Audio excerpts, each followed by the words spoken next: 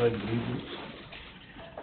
I pledge allegiance to the flag of the United States of America and to the republic for which it stands, one nation, under God, indivisible, with liberty and justice for all.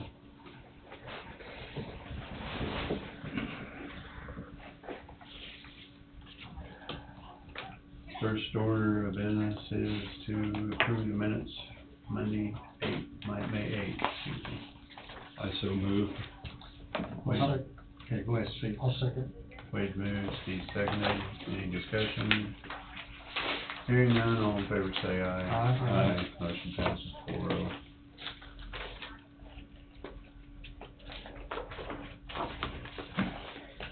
Thank you.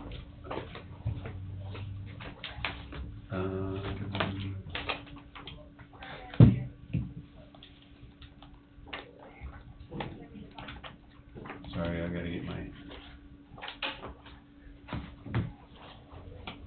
So first one, on the miscellaneous motions, move to proclaim May 2023 as Community Action Month. It's proclamation for ECAN. Should I read this? It's a Community Action Month proclamation for ECAN. Community Action has made essential contributions to individuals and families across this nation by creating economic opportunities and strengthening communities. And Community Action is a robust state and local force connecting people to life-changing services and creating pathways to prosperity in 99% of all American counties. And Community Action builds and promotes economic stability, an essential aspect of enabling and enhancing stronger communities and stable homes. And Community Action promotes community-wide solutions to challenges throughout our cities, suburbs, and rural areas. And Community Action delivers innovative services and supports that create greater opportunities for families and children to succeed. And Community Action insists on community participation and involvement, ensuring that all sectors of the community have a voice and will be heard. And Community Action is celebrating 58 years of innovation, impact, and providing proven results for Americans.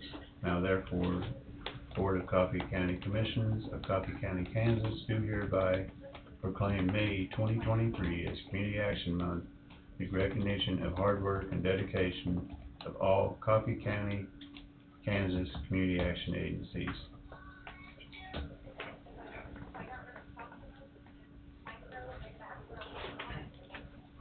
So, need a motion to proclaim May 2023 Community Action Month. I'll move. Steve moved. I'll second that. Wade seconded. All in favor say aye. Aye. Motion passes 4-0. Did you sign? Oh, no, sorry. It It is. Good thing. I did get it. Okay, there we go.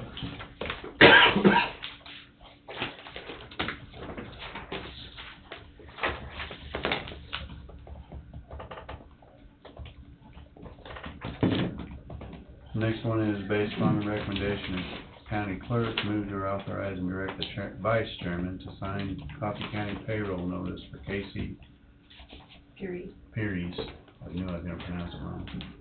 Tax levy clerk, full-time promotion classification from 35-8, 35-15, wage from $22.06 to $24.39. If you guys see, I attached a letter there explaining, Casey has graduated with her Bachelor of Science degree in Business Administration with emphasis in Human Resource Management. And based on, when I first hired her, I brought her in lower, probably than I should have, but I didn't really know a lot about her. And then as time's gone on and she's gotten her degree now, she's definitely proven herself to be very valuable. And based on statistics of an employee or a college graduate, even now would be higher than even what I'm asking for to get her to. So all that information's attached. Well, it's been our policy to reward people that further their education, and so. Yeah, you know, especially if you get a 4-year degree, that's even more important too, but every degree you get Right. is very important. And when you've got an employee that, you know, that we can recognize how much value she is, and not every employee we got is valuable. But to me, that degree deserves some recognition, and one way to do it is, of course, through the salary. So, Mr. Vice Chairman, I'll also move. Don's moved, I'll second. Steve seconded. Any further discussion? All in favor say aye. Aye. Motion passes 4-0. Thank you.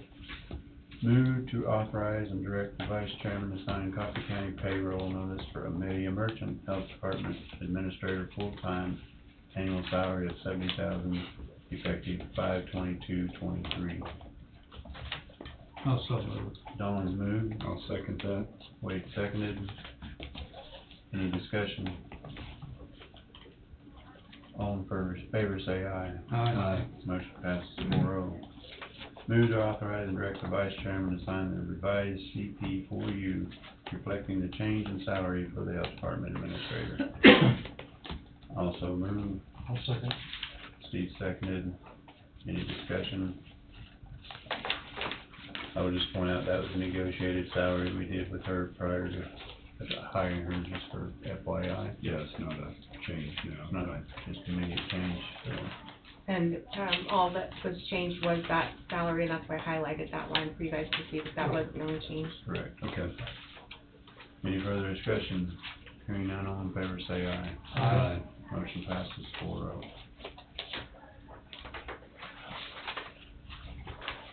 Mr. Vice Chairman, I've got a card here that we received. Okay?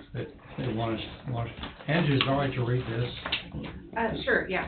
card? It's just we have Heather here with ECAN. I'm sorry? Heather with ECAN's here, so she may want to, your 905, if you want to. Yeah. I'll wait on that, whichever. We'll get right to it, Dawn, here. Okay. Yeah, Heather. Okay. And I never even thought about it till just now. I should have waited to read that It's okay. proclamation. They just popped in. We walked in right in Well, they were on the time. schedule, and I just didn't even, I should have waited till you got there. Anyway, we did proclaim May 2023 as, I appreciate that. yep, So, terminology already. Community Action Month, yeah. So I'll introduce myself to those of you who don't know me. I'm Heather Carver. I'm the Human Services Coordinator at Coffee County ECAN, and this is Kathy Sage. She changed her title. Early Head Start Family Educator. Yes, I was a home visitor, now they changed my title to a family educator. Yeah. I'm still a home visitor. I can't. She still goes into the home. I'm too old to change my title, I just can't do over that. But what we brought you today, just a little bit about our services. The brochure that's our agency brochure. We redid some marketing this year, and that's the brochure that we came up with. And then attached to the other paper is some of the services we provide here in our office at ECAN. Because we have some programs that are different than some other counties. So I always feel like it's important to put those out there. We did receive a donation to start a kids closet, which is going to be new and exciting for us. We'll be the only ones that have that. And then we also have a Keep Dreaming Beds program where kids can get mattresses. I usually do a mattress protector, and a set of sheets. You know, and there's lots of reasons why that happens. Maybe there's a situation where somebody needs to move out of, to a safer situation, and so those are the reasons why a lot of times we end up with it. Thank you. Or a house fire. A house fire, anything like that. So those are things that we also have a Baby Bucks program where people can earn Baby Bucks. We ask them to earn those through doctor's appointments, immunizations, Head Start, parents as teachers, story time at the library. I always tell them, if there's something you're doing that you think merits that, then I'm happy to talk to you about that and give you Baby Bucks for that. And then they come in and they can spend those on diapers and clothes and wipes and bottles. And I don't do formula because a lot of our families are covered under WIC, and WIC does a lot of formula, so I don't do Right. formula, I just point, and there's so many different types out there. Now, when there was a formula shortage, I kept formula in my office for anybody who needed it. We still have some of that, but it's all for preemies, so it's a little harder that doesn't go as much. And then the other thing I included in your packet is I kind of did a breakdown of kind of some of the averages that we see as far as income and expenses, because I think it's important to see that a lot of the people that we work with, they are working. It's hard to make ends meet sometimes. And so when we see people for emergency assistance, a lot of times they're working. It's just they just aren't making enough. And if you're a single parent, and if you look on there, also included expenses. Daycare is expensive.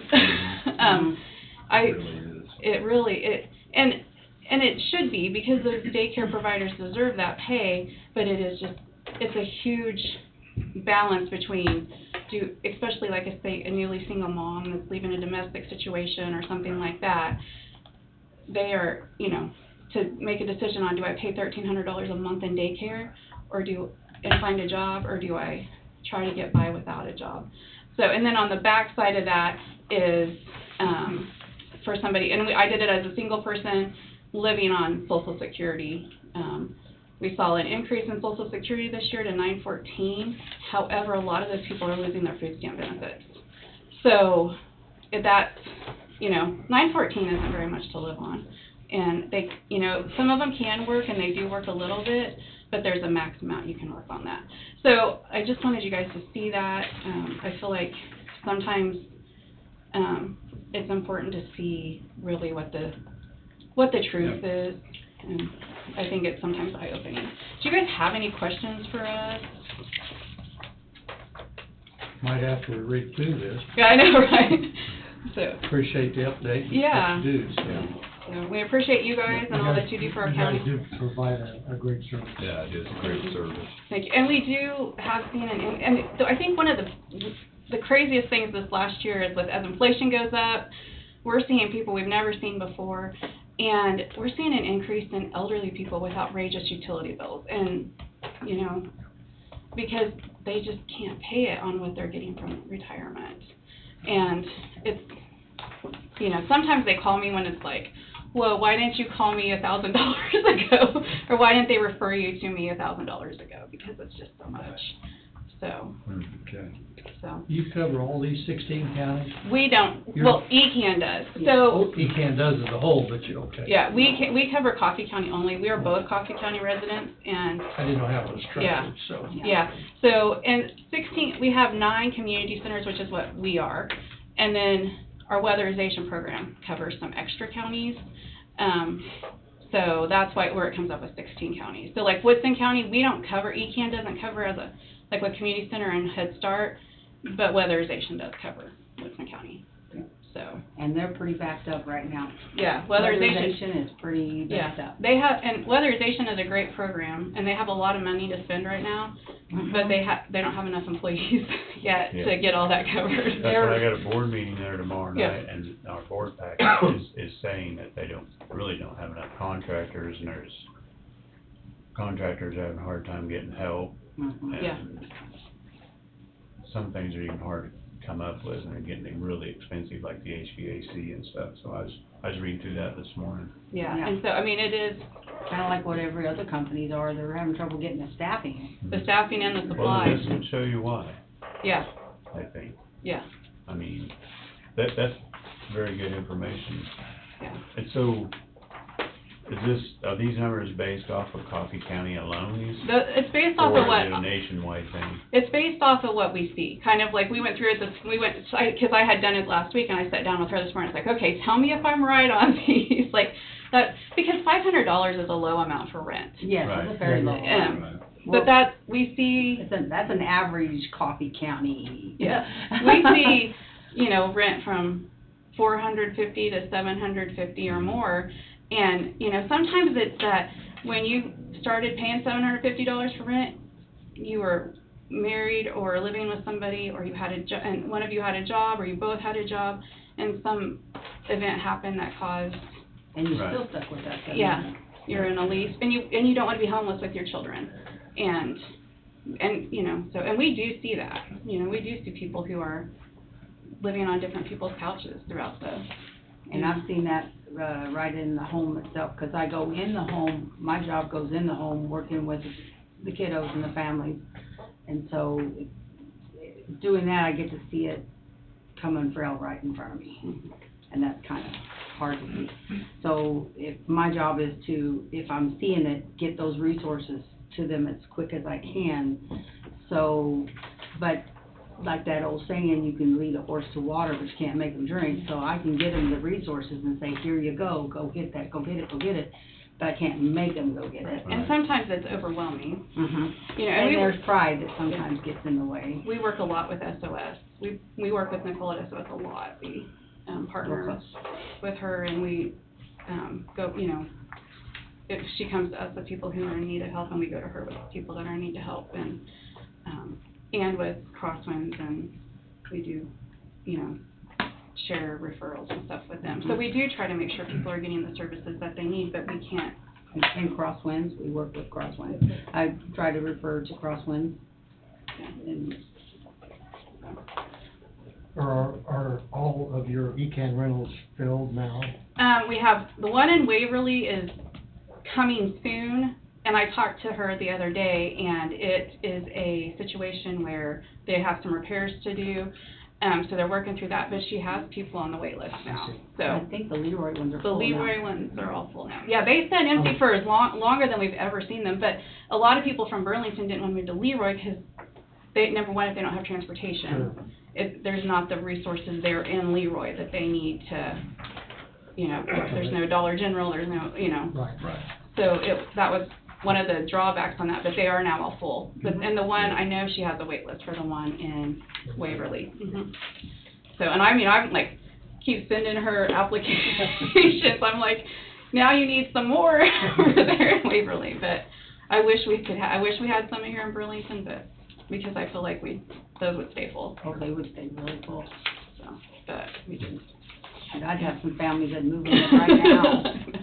So that's the biggest drawback with Leroy is that, and they're one bedroom. So if they're families, the one bedroom doesn't really work through.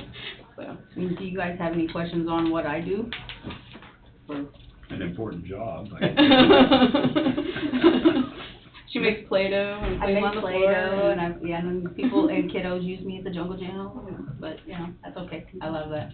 And she has a wait list, and I do. I have my 0 to 3, my early Head Start wait list is healthy.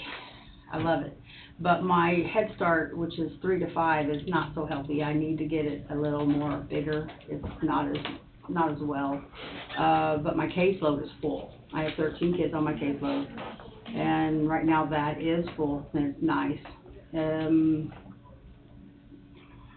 we're seeing lots more referrals for early. Head Start. Seems right like now. a lot of early, a lot of pregnant moms, a lot of littles that are coming in, but my 3 to 5s are just not. And if I don't get more 3 to 5s, it'll take a chance that Head Start will shut that part down, and then the funding will stop for that part.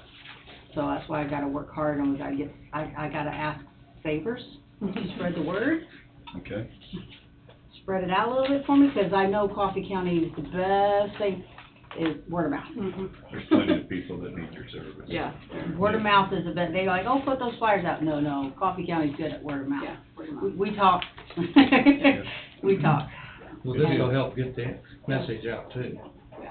Being here, because this is going out. Yeah. That's okay. And we have a lot of ideas on maybe some different things to work towards on that.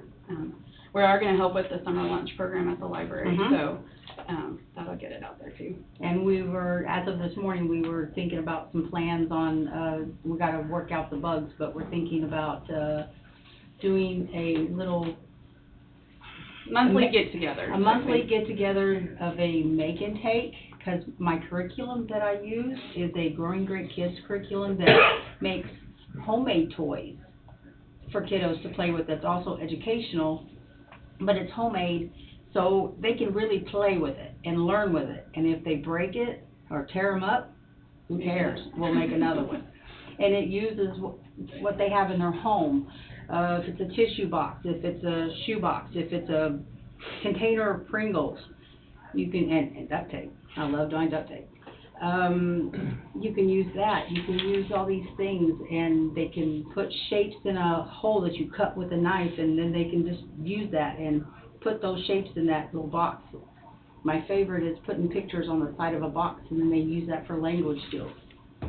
And inside you put bird seed, and you can shake it, and a baby could use that just to hear that and uses it as a shaker.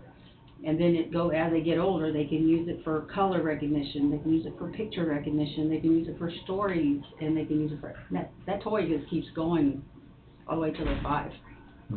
Very good. If it lasts that long.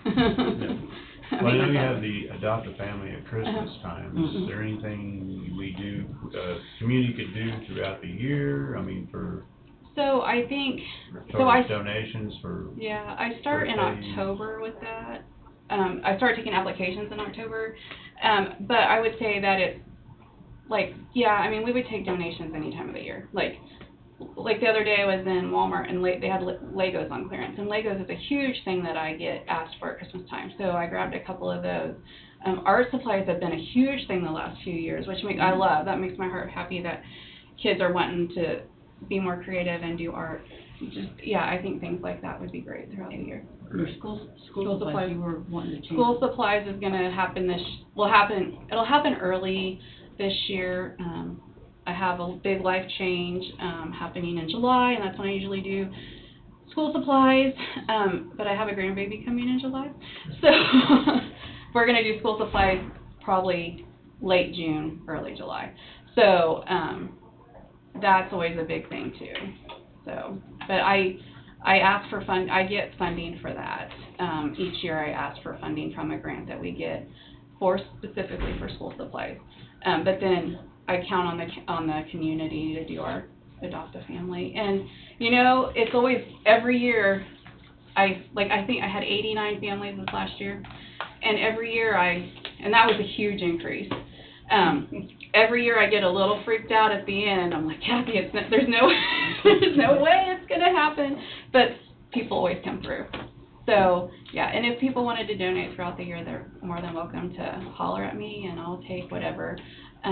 But, yeah, I always tell people, like, Legos and art supplies are the biggest things that I get asked for that I don't. And Legos are expensive, and art supplies can be expensive. Good art supplies can be expensive. And so, like, if I get monetary donations, I typically get on Amazon and send my supervisor a wish list, and she orders those things for me with my monetary donations. And this year I'm going to do that earlier. I decided I'm not waiting till the last minute. And this year I'll probably order like some Legos and some art supplies and some, people adopt the younger kids, it's the older kids that are hard. So I'll order some more appropriate things for them this year early, with the donations I have left over from last year. good deal. So we appreciate you guys so much. Thank you. Thank you guys. Thank you very much. Thank you. Ryan, you're up. All right. A little bit You behind. want to read this real quick? Or I can do it, Sure, I don't know how much time you need. yeah. Go ahead. So I can do it later too. We received some communication from a citizen here in Coffee County, from Jim Traeger. He was on the honor flight in 2017 as a Vietnam veteran. Dear Coffee County Commissioners, Don, would you please read this so the rest of the commission can hear? Finally, all 5 commissioners are in support of the Southern Coffee County Honor Flight Program. It has always been a 4-1 vote, now 5-0, as it should be. I thank you all from the bottom of my heart, along with the rest of the veterans. Please keep it up, and again, thank you. May God bless America, Jim Traeger. Good. That's a great program right there. My had a kid had the opportunity to go on that here last year with Southern Coffee County, and just the experience they had, the relationship they built with the veteran, you know, they didn't know, they still keep in contact with, and it's a really special. Big experience for the kids, Yeah. not just the veteran. Yeah. I'm not sure we can actually, how do you pay tribute to the veterans? I'm not sure you can pay enough. But for what the students get out of that, Oh, it's totally, absolutely. totally unreal. And that was flight number 21 with 596 veterans. It's the most successful hub in the state of Kansas, other than Wichita. Yeah, And we can't compete with Wichita, but we right, can. right. No, awesome, great stuff. I'll start, we had 2 call-outs yesterday on trees. There's some storms went through up around Lebo area, so they had some wind damage. First motion I got is for summer help for landfill.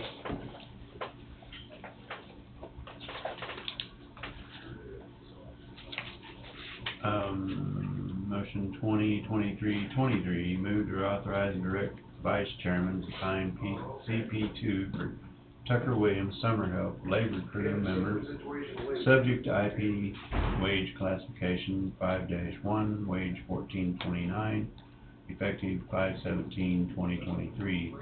Number of hours worked not to exceed 540. This evidently had been an employee, it's been with you before. No. No, he's a new employee, he's never been on for summer help. No, this is fine. Also move. I'd second that. Wade second. Any discussion? All in favor say aye. Aye. Motion passes 4-0.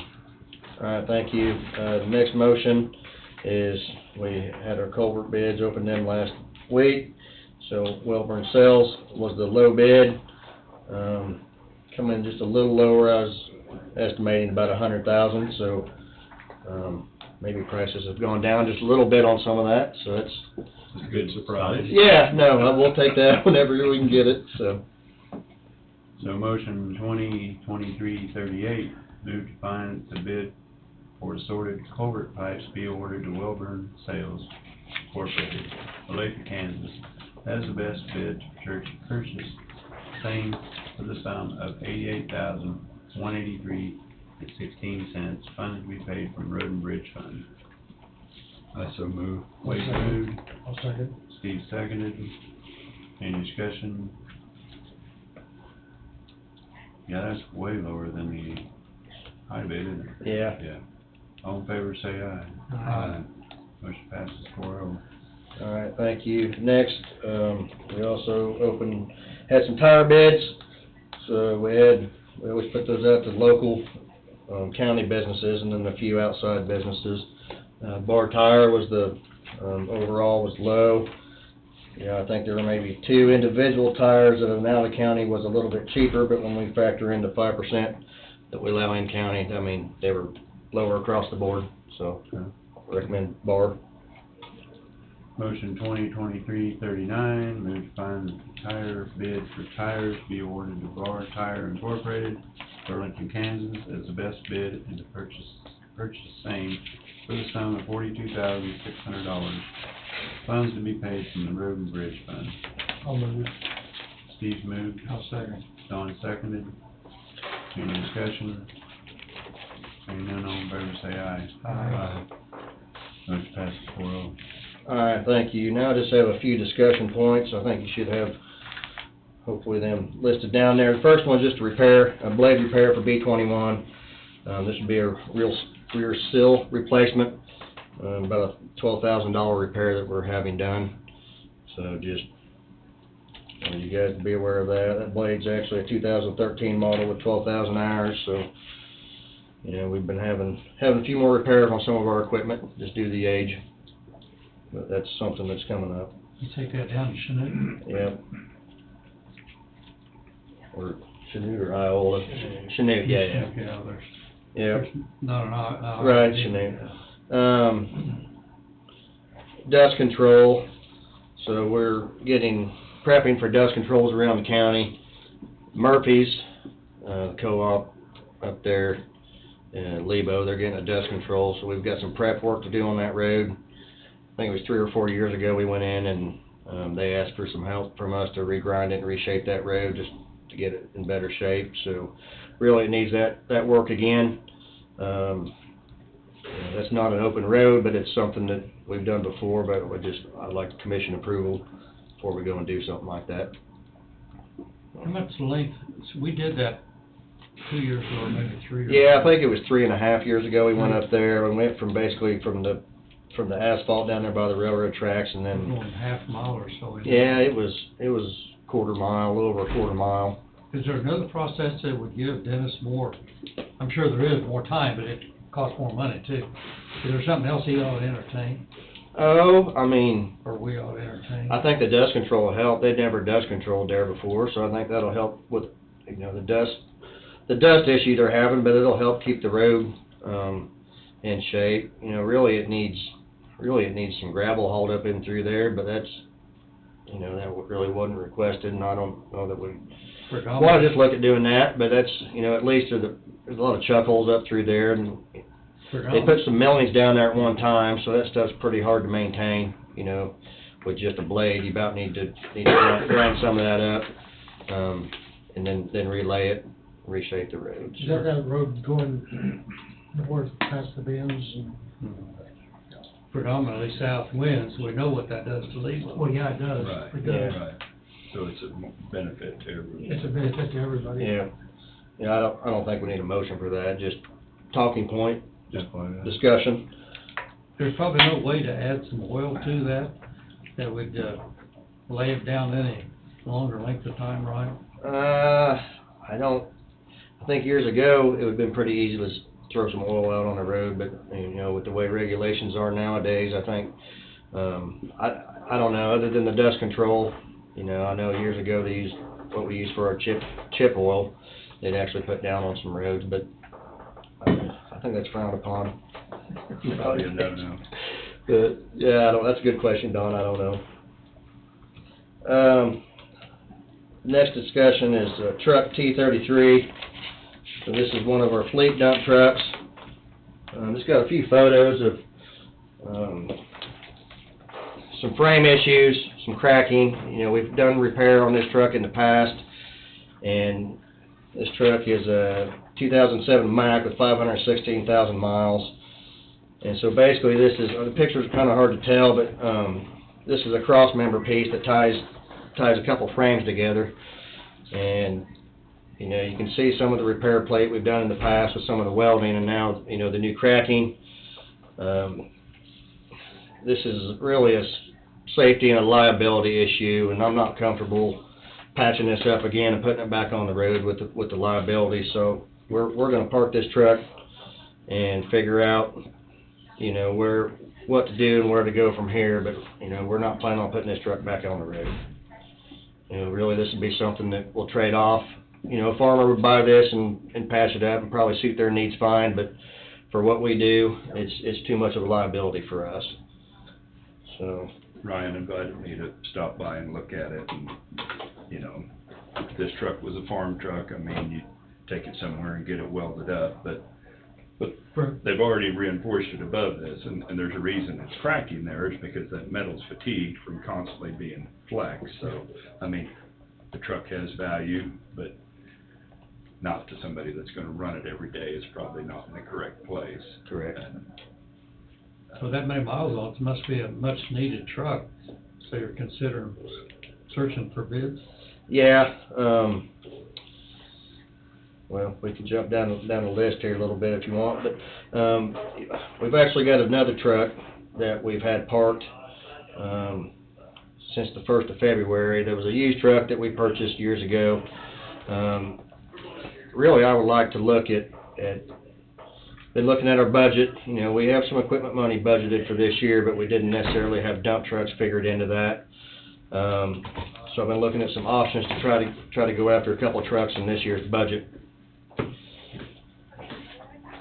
One option we would have was we have enough in our equipment figured for this year. If we went without the mower tractor and a pickup, we could probably offset the cost of one of those trucks. But we have a need for at least two. We have a need for 4 trucks right now and other equipment, but right now I'd like to pursue trying to figure out how to get a couple trucks.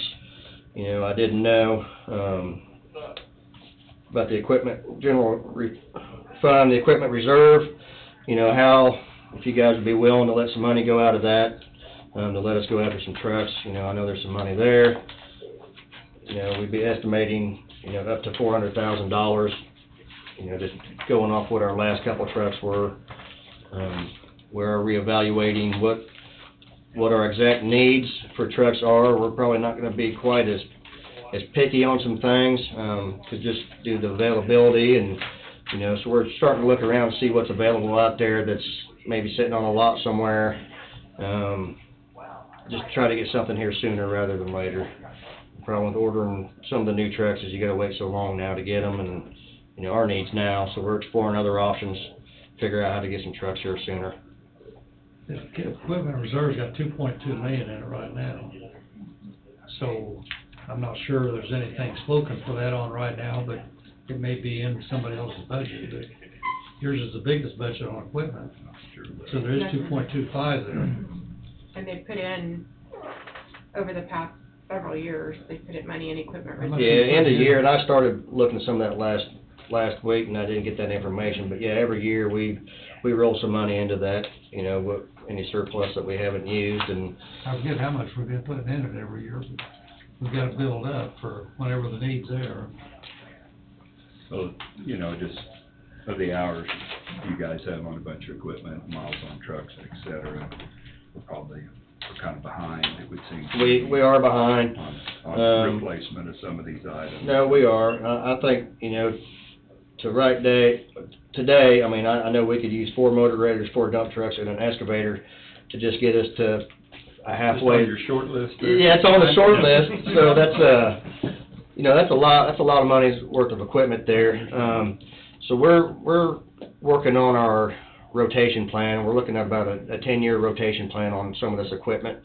You know, years ago, that's kind of what it seemed to be. The trucks and motor graders were on about a 10-year cycle.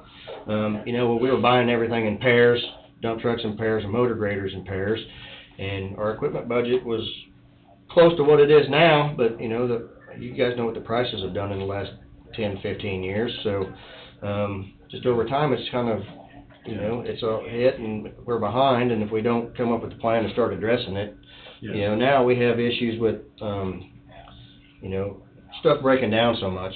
Our spare blade that we're gonna be traded when our new one comes in that we've got ordered, we're scared to run it, because every time we go out and run it, it breaks down, and, you know, we can't rely on it, and, you know, we're at the time of year we need that extra blade with all the asphalt patching going on, so there's times we have to park a section blade because we don't have equipment that's running, so. Well, when you're looking at the, you know, roughly the same amount in that budget, and Right. equipment over doubles, Right.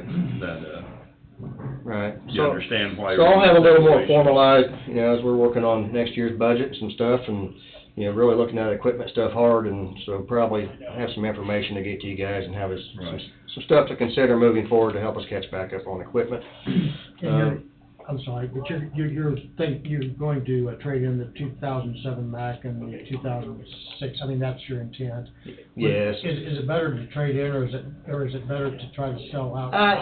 I think you can make a case for both of those. The motion I've got here is just, it gives the option. Oh, okay. It gives the option, it doesn't tie us into trading, you know, as we come up with what the cost of the new trucks are gonna be for us, then we can look at, you know, whether we wanna sell those at a county auction, or whether, you know, we've done Purple Wave, and we've done some online auctions in the past, so, I was just curious. yeah. But, you know, this motion here will just, gets the process started and allows us to start looking, and start looking at filling our needs there. Right.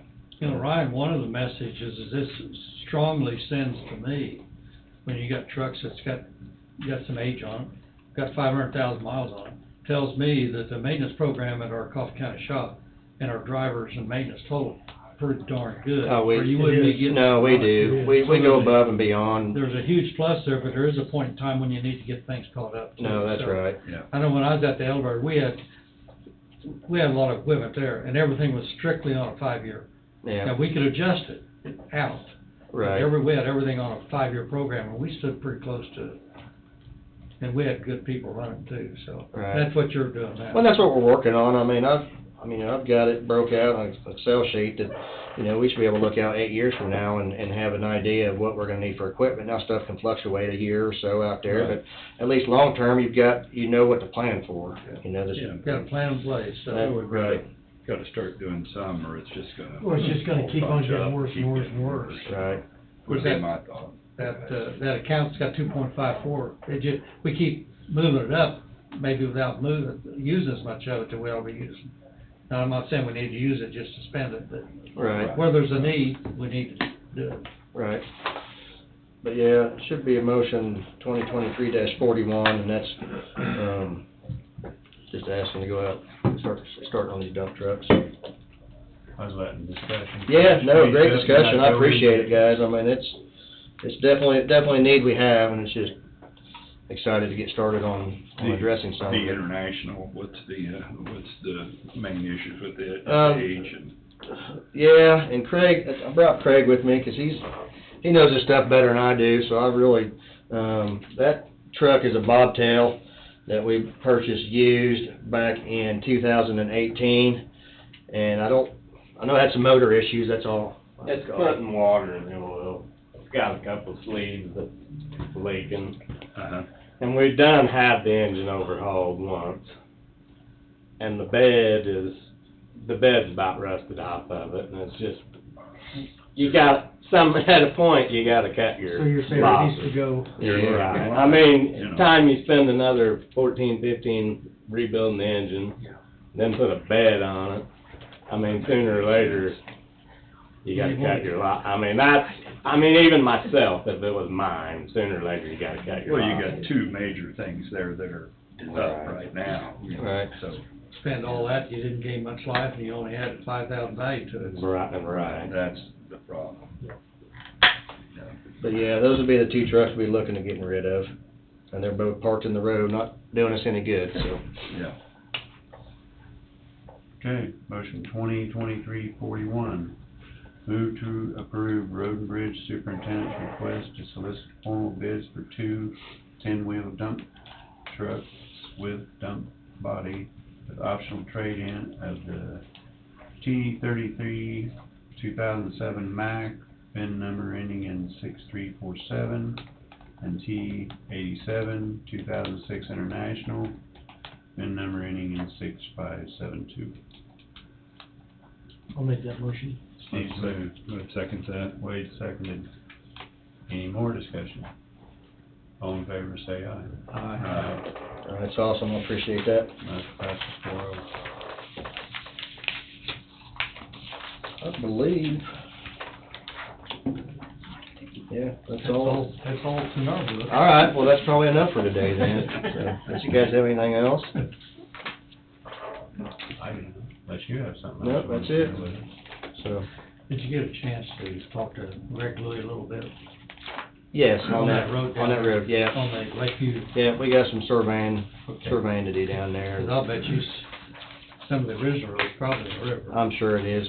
So, if that's the case, we'll have to buy some property there to I rebuild mean, that road on the south side of the levee. well, either buy or, you know, they can also donate it too. I mean, Yeah.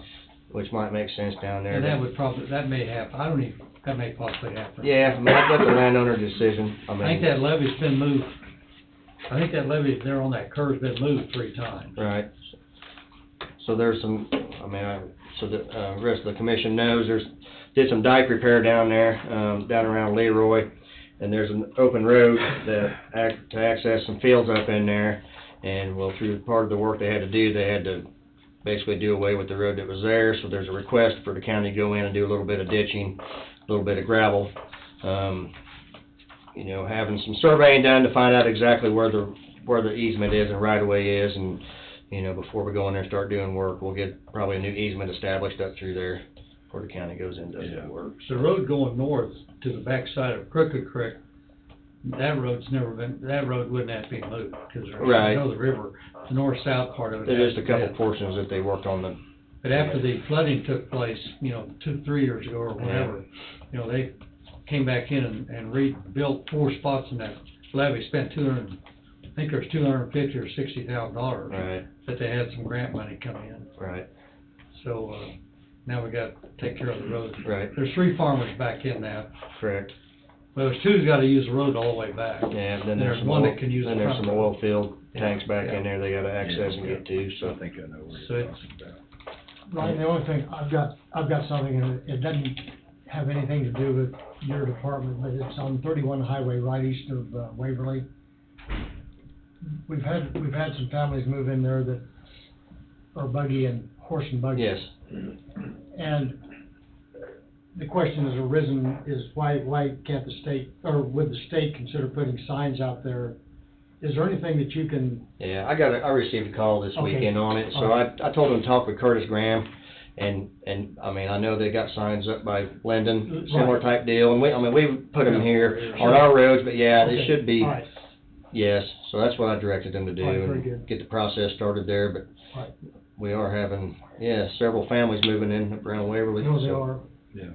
Lyon And County's done the same. And on 31 Highway, there's some dangerous spots in it's, there. there's some danger, yeah. Yeah. Then there's quite a bit of traffic on 31. There is big truck traffic. Yeah. Yeah, all right, thank you. And it's pretty hilly, so. It is. Alright, thanks, guys. Thank you. Thank you, Ron. Well, next is for 8.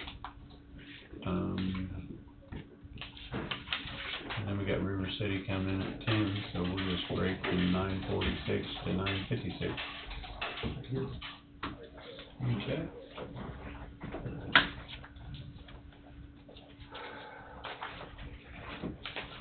I don't know if I mentioned it after you got here, Tom, I'm gonna have to leave at 11:30 to go to a doctor's appointment with my wife, so maybe we won't have much left at that point, who knows, so. But, sorry about that, been trying to connect with a phone call for 2 weeks with this person, so. Well, next up, we have a 10 o'clock with River City, Warren Moody, and Goldberg Group Architects. Warren's out in the home, so. He's,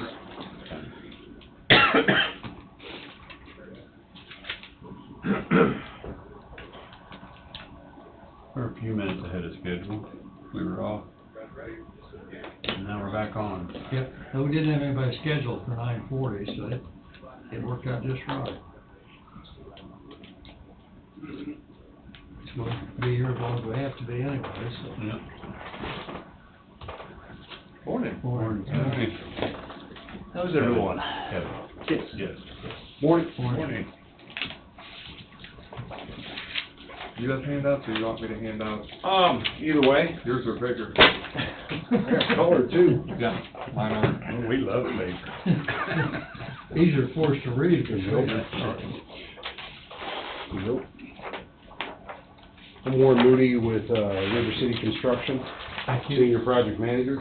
Warren, if you don't mind, our chairman's gone today. If you got enough, you might leave one of the chairmen and our Okay. clerk. And then Mark for newspaper and clerk right here. All right. Yeah. It's a bigger paper, but smaller print. Well, I'm using cheaters now, We went too, so. backwards, wait. I understand.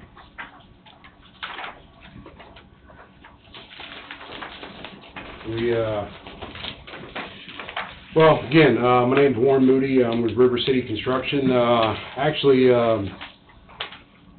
this issue, or not issue, but scenario didn't pop up. I was going to be here anyway, just give you guys an update. We are starting the Coffee County off-site parking improvements work, just started today. They have taken delivery of all their HDPE piping, all the concrete flared-in sections.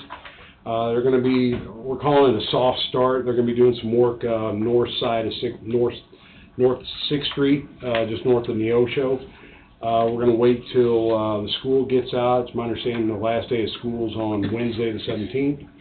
And then they're going to start gearing up for some removal, site demo, and start working on some of our new diagonal off-site parking along Neosho, South 6th Street, and continue there. We are we're being told by our subcontractor that they want to be out of here by July 4th. We're sort of figuring some unknowns in there. We were figuring August 4th. That was based on a 5 to 6 week lead time for the storm sewer structures. Sounds like they're going to be able to get their hands on them in about half that time. So things could very easily move up, and July 4th timeframe could be a realization, so. So anyway, we did start today. We're working on, we're gonna find we'll spot around, in this complex, just to at least set up a computer, they'll do paperwork and stuff. I'm here this week. We're gonna have a carpenter superintendent, here, being our on-site, eyes and ears if anything comes up, and, make sure Kilo is, doing what they're supposed to be doing. This will be the time you see me. While I'm also here, I just handed out, and I want to discuss this with you. The overall law enforcement center project has, it's currently in design. I have sat in at least 2 design meetings. One of the design meetings we were talking about, or the main topic of discussion, was with the civil design on where they're going to run utilities out of that building, sanitary, where they're going to bring power into. An important one where they're going to bring the storm sewer out of it, for the roof drains, any area drains. And actually, I brought up the facts like, well, we're starting this off-site parking in a month or so, and we're going to be upgrading the storm sewer system there.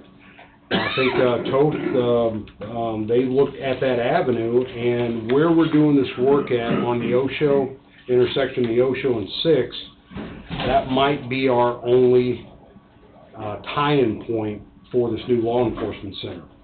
So part of this off-site parking along the north side of the along the north side of the courthouse here, we're putting in new sidewalk, we're putting in new diagonal parking.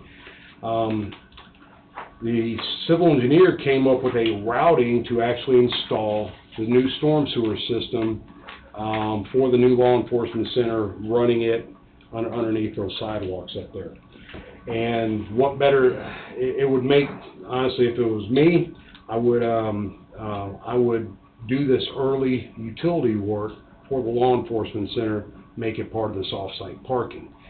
If not, it's going to be probably our only route to run storm sewer, to run sanitary, upsize the sanitary. It's through work we're just now going to put in. We'd have to tear it out to do that. It's just not smart. So anyway, this is we got a preliminary plan. Drew up and added some notes to this. The proposed storm and existing sanitary, we are going to have to upsize the sanitary from a 6-inch line to an 8-inch line, and essentially put a new junction box in to what we would tie the new storm sewer system in for the law enforcement center. It's shown clouded in blue, running north-south. So this is, we had Kilo price this up.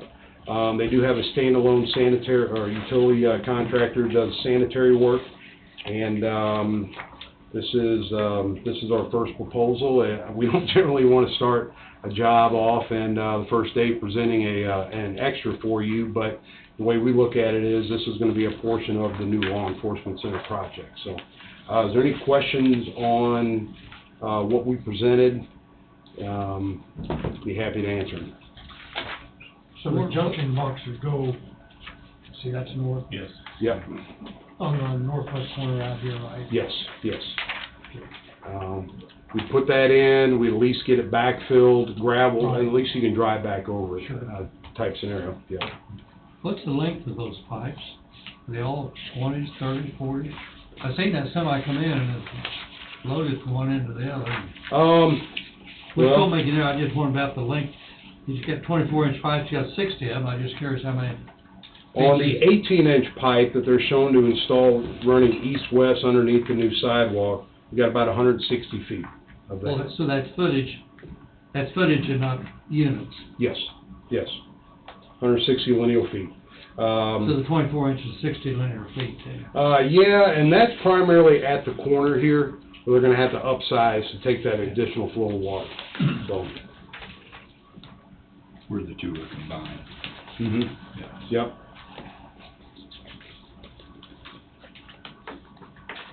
I know we've talked about this before, Warren, trying to kind of put everything put together. The Mhm. parking lot to the north, Mm-hmm. cause you're gonna be yanking some of this parking out not too far down the road. Would that be a priority to do over and above this linear parking on the streets? Our July plan, 4th, it's all gonna happen at once, almost. you know, we put together a preliminary schedule very early on, that was just real, well, I don't wanna call it generic, but just mainly milestones. And then it also included the design work for the new law enforcement center. After we had a pre-bid meeting a while back, talking to the bidders, and they actually gave us some decent ideas on a different way to approach this. Our first plan was you finish all the diagonal parking along the Osho and South 6th Street. You count up the spaces there, you count up the spaces in this existing parking lot. It's actually the new parking we're putting on the street parking exceeds that by about 10 spaces. Exceeds it. Yeah. So we're gonna be good either way. I think right now, Kilo's plan, since they're getting these storm sewer structures, they plan on getting these storm sewer structures in sooner than a 5 to 6 week. They may be getting them in, they're hoping the week after Memorial Day. So right now, and Kilo's superintendent out there, Justin, brings up a great point. We want to start the far end or the outflow of the storm sewer system, run that up, because once we start tying in all these downspout drains and stuff like that, that water's going to need somewhere to go. Let's put it in the new storm sewer system that we're putting in. So while they're down there, there's very little work they have to do on that parking area. So we're sort of swapping. We're going to probably maybe concentrate on that parking area first, that storm sewer system, and then start falling back. And actually what this work out front here is probably going to be the last bit of work we do. And I need to I'll talk to somebody about maybe some signage. We will have to shut down this, we'll call it the east entrance here, direct people enter the courthouse from the west side. While you're doing that. Yeah, I don't think there's any other way around it. Okay. But you're thinking this project will be done by July, I'm saying July timeframe, early Right. to late July, Right, yes, sir. okay. Yep. so that's a month ahead of schedule from what you've talked about, roughly. The schedule I put together based on long lead times Yeah. for storm structures, I had it August 4th. Okay, Yeah. So between Kilo's aggressive, they want to get it done by July 4th. I'm saying August 4th. sure. I have a feel it's going to land somewhere in the middle, Yeah. so. I mentioned something last week. I see all the parking spaces are 1 or 9 feet. Is that the normal custom distance for parking areas? I believe so. I don't want to eliminate parking spaces. Yeah, in fact, after my I last don't time want to down here, I went out. eliminate it, but if you go and eliminate 3 and gain 6, 8 inches or a foot, Right. sure makes it a lot more convenient and easier for everybody. Yeah, so after our last meeting, I actually went up to you guys' parking lot and I measured the spots out there, and they're actually 11 feet wide, which is a couple feet beyond what's standard. The ones out north. Correct. Oh, Yeah, north. West. West, thank you. Yeah. north, yeah. Yes, The 3 big parking deals east of us, they're all labeled 9 feet. correct. And I'm not saying it's a big deal, but I'm looking at the safety side and everything, and Right. if it could be increased, even 6 inches or definitely a foot, eliminate 3 spaces or 4 in the whole project. Right. To me, it'd be a plus to look at. And that's something we can certainly do. It's totally up to you guys whether you'd like to do that or not. Our garage doors on our house we built are 9 foot. That gives us about this much room on the outside of our mirrors. Oh, yeah, I gotta hold my mirrors in to get. My garage is 10 foot. And I Man, sure that could wish be mine done. was 10. Yeah. Oh, yeah. I mean, it's just A changing lot of that's the, just the striping. Yeah. Yeah. So, yeah, it shouldn't be a big deal. If that's something you guys would like to see, we can certainly relay that I don't out. know what the rest of the commissioners looked at, but see, these were all widened out here 3, 4 years ago, somewhere in there. I'm not too sure they're not beyond 10. They're 11 foot, so I measured But one. boy, those are convenient. They are. Moving it down to 10 would still be, but moving it all the way down to 9. Right. Can I say something? Absolutely. Am I allowed to say something? Sure.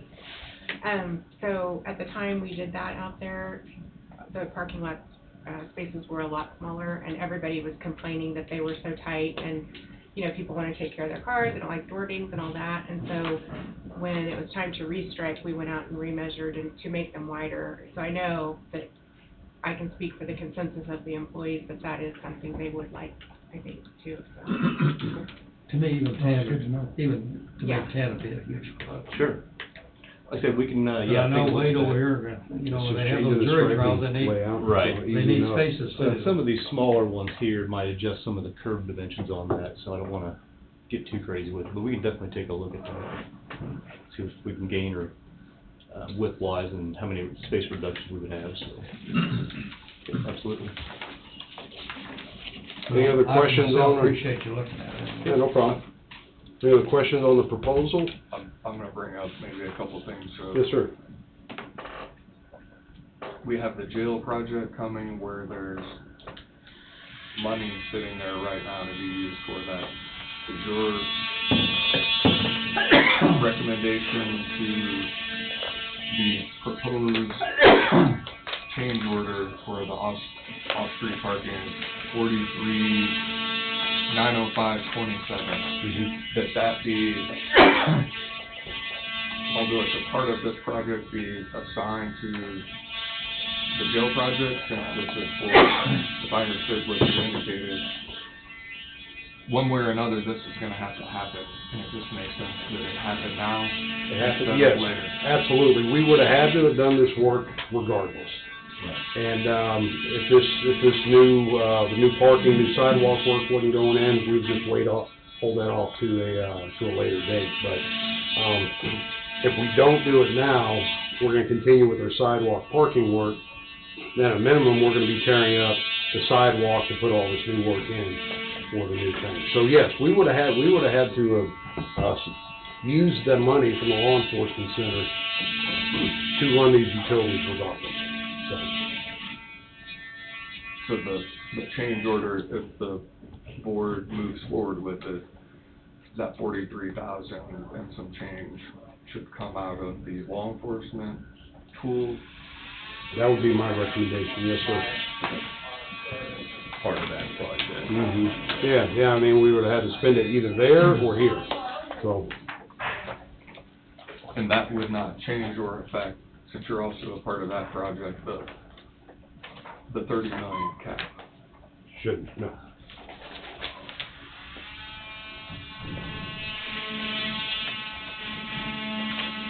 Does that make sense, what I was asking? Yes, it does. And that's just so everybody out there knows that at the risk of sounding repetitive, it's one of those things, wasn't actually thought about prior, but there's no sense in pouring a new sidewalk and turning it back up to put this pipe in, so. Right. It makes sense to go forward with it now. And we did talk to the civil engineer, like, is this our only route? And he says this is pretty much the only route. that Yeah, we can after I had take. a conversation with you last week, I got thinking, it's like, yeah, there's no other way around this. Very No limited other way. infrastructure in town here, so yeah, when we looked at this, it said it's gonna have to be done regardless with the LEC project. This is probably the most efficient use of tax dollars to do it right now, kind of pull that piece out. And while these guys are out there doing this other work, instead of doing it down That's the our road, goal, so. everyone's goal. Yep. I don't recall exactly, Tom, but either last Wednesday or the Wednesday before, City Council of Burlington met. And everything's totally on the course for them too, isn't it? As far as everything that's being done out here, they completely signed off on everything, which I'm sure they had. I do know you guys have had meetings with department heads on utilities and stuff like that. Yeah, we met with, the street storm sewer department, the sanitary, water department, the electrical department, as well as, Atmos. It was a couple Wednesdays ago. And it was a good meeting because, they're out there right now potholing some things. The design was based on old as-built, and they're double checking a handful of things, and they completely understand what we're doing out there. The route, we walked the entire site, so. I knew there were some meetings going on, but I just totally wanted to be assured that everything's 100% goes for everybody involved. The gentlemen we met, they are they're on board. So, I guess maybe better answer your question, yes, I went to the city council I knew meeting, you Wade went was to there, and it sounds like everybody's up to date and up to speed as to what's happening, and the only thing I can say is, I mean, I've told the street superintendent, I believe as mayor as well, that, you know, none of this was intended to cost the city any hardship or financial despair. I mean, we're fitting the bill for pretty much everything we need to get done, so. And a suggestion only, or as a thought of mine, of when I was thinking about construction of out here, of maybe using that, there's 2 sidewalk entrances to that patio, if you will, to the east doors. I don't know if it's possible to have them come in here and then go over there to the east door like that. you know what you're talking about? As far as pedestrians getting into the building, Mm-hmm. I guess there's not gonna be a whole lot going over here on the west side, but I didn't know. You know, we've got these 2 walks leading up to the front door. You want to connect those two from side to side? Well, I was just thinking temporary to get them in would be there and like that. I don't know. It was just a Right. thought I had. Sure, sure. But however you guys think it will work the best. We'll we'll just talk do about it. as temporary to get them in through here, if we gotta close that down when they go to build this, but ultimately, you thinking that permanently we'd keep those 2 linked together out there? Yeah, I don't, it was a thought. Yeah. Things always sound good, but they never work out. It's kinda like the scheduling, is, you know, it's gonna rain for 2 weeks now that you said that. Right. We'll talk to Kilo. Yeah, no, I mean, if it's gonna cause hardship and slow them down, then I'm not worried about it. It was just that, my original thought was that, but. it's- I think that would maybe be more possible, but I mean, after our pre-bid, the bidders brought to our attention that we didn't know about, there was 4 downspout drains. Oh, that- that's right. yeah, You gotta so tie all that- those in at the same time too. On getting those now hooked up to this new 12-inch, Yeah, we're gonna have to do all that all work at that's the gotta same be time. ranked at once, okay. Yeah, That that's makes sense. sorta, if we didn't have to contend with that, very easy. Yeah, it makes the driving factor then, okay. Mhm. That's something we definitely take a look at though, and see if it's feasible or not. Well, I've got to look at the parking stalls, and I'll have to take a look at that too, so. Yeah. After what Warren said, that makes sense, all that's gotta be ripped up to start with. Right. Before it happens in your, I don't know if these pages are, it's the first big page, Mhm. there's 2 trees that have X's across them. And so it's out there. Those trees are on the north side of the building, but on the south of Neosho, and they're the 2 trees closest to the building. Yes. And they have to be removed. I just walked out there, I put my eyes between that manhole and this manhole. It's actually a lot closer to this one that they're showing, yeah, they're gonna have to come out. We did figure that in the price.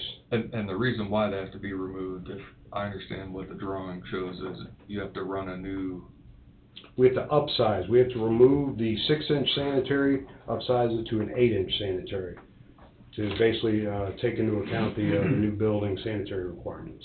okay. Yeah. I just wanna make sure, because people will drive by when those trees are being taken down and say they're killing trees, but there's every tree that could be saved, and there's a number of trees in this design that are being saved. Those 2, unfortunately. I happened to see your all's landscaping, yard maintenance person out there, I can't remember her name, real nice lady, I told her this morning, she's okay with those 2. And long-term, with that sewer line, and even in the existing, if it was to stay there, those tree roots will eventually get down into that sewer line and cause some trouble, That's so. the problem, right or wrong. Good point. Yeah, you can't, doesn't make sense. Right. I mean, This is more for those who watch and go back and watch, and they see the reason why. It's an explanation. Mhm. Absolutely. Now, you mentioned having to shut down this entrance to the east Yes. at some point in time. Do you know anticipated for how long? Because that will require myself, the sheriff, and the court to maybe so we have an idea for court proceedings, because we have 2 main court days, Wednesdays and Thursdays, and then in June, we have a jury trial, and it looks like all this is gonna sort of stack right on top of each other. I've got a schedule out there that, I started the conversation with, Justin, the Kilo superintendent, and, he's gonna sit down with me and, go through all this. We're gonna get a real hard, and not our plan, it's gonna be our, what's actually gonna happen out there. Just to let you know though, it's probably gonna be closer to the latter part. Looks like we're gonna wanna do this work closer to the end of the project. This work immediately out front. So, I will get some, good dates with you guys, good durations, and, when that shutdown's gonna be.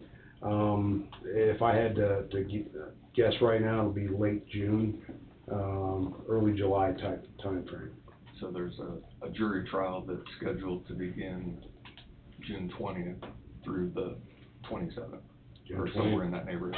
Okay. No So- pressure, though. Well, I mean, is it a problem with them coming in from the west parking lot? It's not in the sheriff, we just need to be able to plan in advance. For example, we're gonna have, let's say we're gonna have 120 jurors coming in here. Mm-hmm. And we would wanna send them something in their questionnaires that say that if they get, show up for this jury duty, that they wanna come in the west, cause the east is gonna be shut down. Okay. Cause if not, there's gonna be a lot of confusion for 120 vehicles and people trying to get in here for jury selection. So it's June 20th to 27th. That's, Somewhere in that neighborhood, Okay, that okay. week. It's hard to tell how long the trial itself will go on too, correct? It's scheduled for only a week. Okay. Election, And that's something I imagine, not to speak for Warren, but there'll probably be a notification as this thing progresses of weather delay stuff, that could throw some of these dates off, just to keep in contact with you all to let you know, give you a heads up prior to just shutting everything down. on a project of this size, we use it's just a super simple 5-week look-ahead schedule. It's about a 12-week project, but 5-week time frames is a good amount. We feel that we can plan ahead with you guys, and yeah, we'll keep you guys up to date. My point of contact would be you regarding any schedule changes or schedule updates.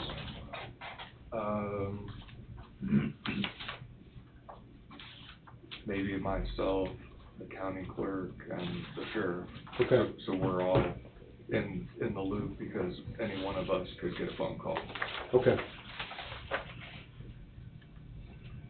Well, we'll get this thing sharpened up with Kilo this week, and we'll keep you guys updated on a weekly basis. So.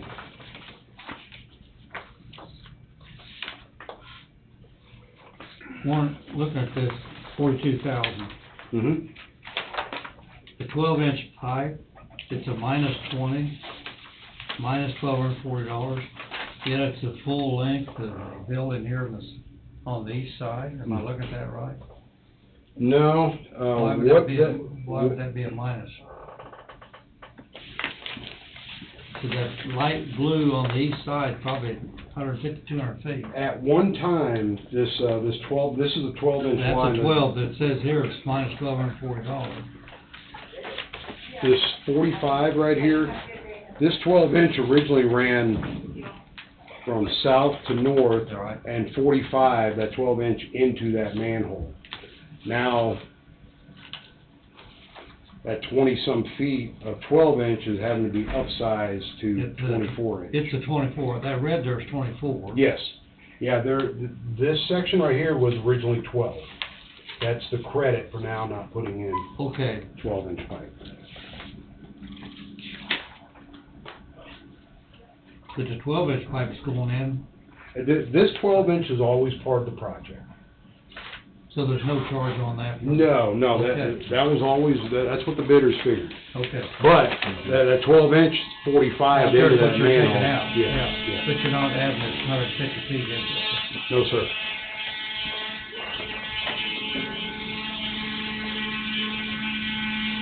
Any more questions? Appreciate the update. Look forward to working with you. Yeah, same here. July 4th sounds great. Yeah, our superintendent will like that. We'll keep reminding you too. That's an optimistic schedule. It is. Pending weather, right? Yeah. That's why I said August 4th, but We should. Well, I always say you may have a schedule and then it's gonna rain for 2 weeks and throw you way off. Right. Well, we need the rain, but. We do. I hope it holds off. I do too. Just gotta give you an update on the LAC project. After our last meeting, we had a couple short meetings with Under Sheriff Smith as well as Wade, just go over a few minor tweaks to those floor plans we presented to you all. Conversation here this past Friday, I think we got the thumbs up from the sheriff. He's proceeding with the plans as we have them designed right now. So, working on schedule with River City Construction. We released those plans to them Friday so they could start estimating that, see where we're at construction-wise, cost-wise, and timeline-wise. Our plan is to go ahead and issue an early site development package, which will be like the grading for the site as well as the deep utilities and so forth, so we can keep going and keep the ball rolling on this as well. And then follow that up with a foundation package, all the structural footings and so forth. So we kind of piecemeal a couple of these things up front to keep these guys moving forward, take advantage of the time on that, and then follow up with the full set of drawings here sometime first to mid part of August. So that's kind of where we're at right now and proceeding with those. Like I said, the site development package should be out middle of June, foundation package end of June, so these guys can have this out to bidders to get public bids on that, see where those come in. So just kind of wanted to give you an update on where we're at with the LAC project. So. Okay. As soon as River City gets their estimates done, I'm sure we'll be back in contact and let you all know where we're at and how we're tracking on the project, so. Any questions? No, so. All right. Thank you. Thank you. Thank you. Yeah.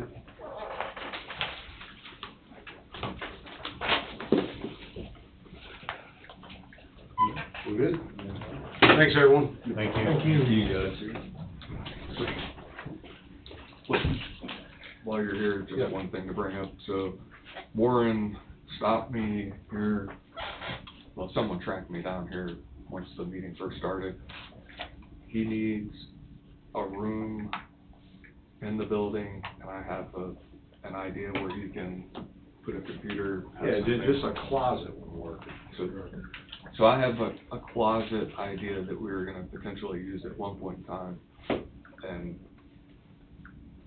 the, what is that, the maintenance office area, do you know what I'm talking about? Yeah. Down by the elevator? Yeah. Would there, I know some things would have to change and things be taken out and moved somewhere else, but does anybody have any opposition to that? Because you leave your things there, you need it, or would you be taking things with you? I'll be taking, just a place to sit down, do some computer work, but there's not a whole lot going on out here, so. Okay. Sure that's adequate. He said he just needs a closet. Closet, yeah. You volunteered. Yeah, I think the health department's got some stuff in there, is that right? Yeah. Yeah.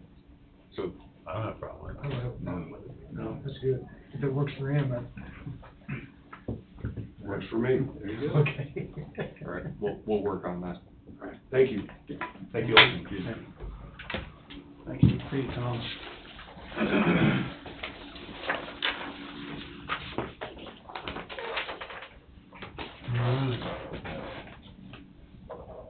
We're a little ahead, but it looks like everybody's here that's on for the 10:45, am I correct? Raymond James, Sabian, and Bobby Schiffer, so we'll just roll right into that, I guess. Yes, sir. I've spoken with the commissioners, to some degree about the project at the airport, which is, one of the Kentucky companies has, equipment they're buying. While the CHIPS Act, facilities that they propose to construct out at Beto that's an incredible undertaking, and it's still some time off before they can go vertical with those buildings. But the problem is they have to start buying their equipment now. So they're buying these massive lines of equipment that has to be stored somewhere, and if they're going to buy it, they might as well put it in operation, some of it. So they've come up with the idea, they want to go ahead and construct a facility now at the airport, which will be the 5th facility they're proposing to construct, but they want to go ahead and get started now. So this one's imminent. They are at the stage now, they want to sign an agreement with the commission to ascertain how much you would charge for the land. They would make certain warranties about what they would do to the commission, and they would also ask, for certain improvements to be made at the airport to allow them access and so on. So today, because this is imminent and it's ready to go somewhat, I've got Mr. Greg Barnberg, who is handling their financing. He can speak to where they're at in that process. It'll also translate somewhat into the actual engineering piece. Can we put them where they want to go? What do we have to do to get them there? That kind of thing. So I'll just turn it over to you guys, and you want to go first, Saban? I can go first. How you doing, Saban? I'm doing great. Good to see you all. I had somebody ask me last week, I was in town, and they said, "So have you got an office here yet?" And I told them I'm getting close, I think. So just to find a place to land. But no, you all have been. You go down in the closet with that one. What'd you say, Tom? I said you can go down in the closet with that one. Yeah, we can find another closet probably. Well, I think actually I would at least use the library or something like that to make that work. But anyway, it's good to see you all again. The as Bobby mentioned, this project, the pieces related to the CHIPS Act project continue to roll fast and furious.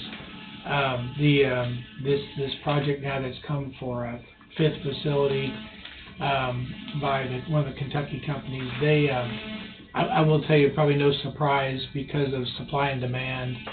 That's the big urgency for this equipment to be purchased because it takes lead time to get here. So the sooner they can start making some of those purchases, the better, in preparation for the bigger project. So when we were involved from the county engineering perspective, I think the role that we're asked to play on your behalf is some of the basic engineering that needs to be done to determine the property they're wanting and things of that nature. So surveying the airport property, there hasn't been an updated survey in quite some time out there. A little bit of geotech information because again they're going to build a facility. We've already had I had a call with your airport manager, and he and I had a call with the FAA to kind of alert them to what's going to take place. So really today is just more to seek your all's approval and direction for us to take on some of these expected engineering responsibilities on the county's behalf so we can help them get this project off the ground. We've already kind of dug into some of, like I said, some of the basics. We were able to put together kind of a very conceptual site plan that we think could work based on FAA regulations. But there's more that's required to be done on an engineering level. So that's really my reason for being here today on the project, and it is moving quickly. So we're kind of shifting a little bit here to see if we can get this accomplished on your behalf. But is this a new firm from Kentucky, or is it one of the original ones? I'll let Greg speak to that. Yeah, sure. There's the four Kentucky companies, one of which is called Rusty Electronics, LLC. And this is really an extension of Rusty Electronics. It will be the same product that they're producing that Rusty Electronics eventually will, but they have this opportunity to get the equipment and put it in production. And so they have called this fifth company Secure Semiconductor Manufacturing, LLC. But it's really kind of an extension of one of the original four. How many acres are they needing for this, for their particular building project? So they have requested about 30,000 square foot facility with parking and other exterior facilities necessary for the plant itself. What, 6 acres? Yeah, I think so. 7? I think 6 to 8, somewhere in that ballpark. we haven't done enough work yet to pin that down, but they did provide us the square footage, and it'll be a single story. You know, again, we don't wanna get into the FAA issues of height. So, you know, that's all been discussed so that we can make sure we move this through the process rather smoothly, with the FAA, so. This would be north of this proposal would be north of the existing buildings there, like, is that correct? Yeah, that's where we at least have laid it out and shared a concept with the companies. And we also are, at this point in time, planning on keeping your existing access drive off of 75. Use that one access drive so we don't have to go to KDOT and ask for an additional access point, which would slow this process down tremendously. And so, we think that we can make that work. Let's create a frontage road, if you will, run north-south past Canseal. And then, is it the water? They capable of supplying? I think there's capability for water right now, there's room in the existing, water rights that can handle the facility. That's at least where I'm at right now, or where we're at, and some of the discussions we've had. So, the only hurdles we would have would be then the frontage road and sewer? Right, that's correct. And I'm assuming since it's not going vertical, you could build a lagoon about anywhere out there. Well, that's a little bit of a trick, because the FAA has some very specific, guidelines. I think a lagoon is gonna be a problem because of fowl. They don't want birds near the runway facility. There's quite a specific regulations on how close water can be to a runway and taxiway. So we're gonna have to look at a couple options there. This is exactly what I would like the commissioners to do, because I have this discussion on the larger impact. There are more than just this one facility that are discussing right now about locating out there. And if there is ever to be any further development of anything at the airport, this project would create the opportunity for the county to put in a wastewater facility, a community wastewater facility at that airport for a long-term benefit of the county, to be able to locate additional people out there. To at least take a look at it and see, you know, cost-wise, is it viable? That's kind of what I want the commission to have that conversation today, because this company wants to move forward now. If we just put in a small facility just to treat them, their needs. That's not the way to look right now. Right. No. We gotta look way down the road. But is the pasture to the north of the airport county property?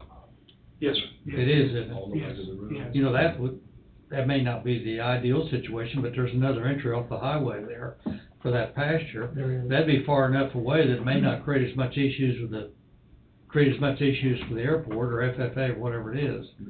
Imagine that state's gonna have to okay any, They're gonna have to- making that larger or anything, so that may be a difficult So hurdle, I don't know. my understanding is the current facilities out there are treated with septic, and so really any growth at all is gonna have to be dealt with in that regard.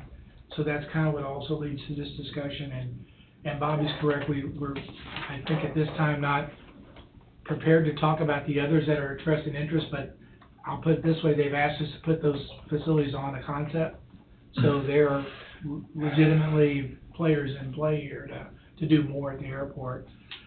So, you know, again, I think it's more of the engineering to assess what do we need. Can we do a lagoon that's far enough away from regulation? I'm a little concerned about that, but we could also look at a treatment facility. It doesn't have to be a massive one, but something that can be scaled for what the growth could be at the airport area.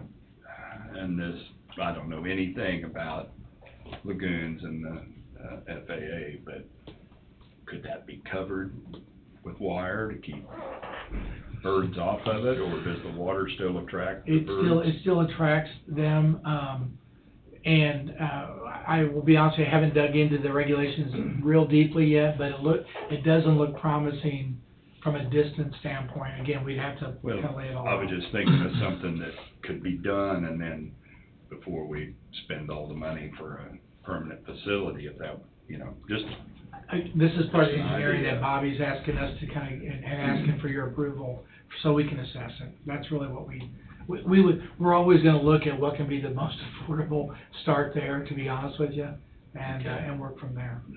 talking about things that have to be done, you're on a time crunch. Is the land there at the airport, how is it zoned? Is that something that we have to get changed? No, sir, I believe it's already zoned properly. Is that land already rented? Sir?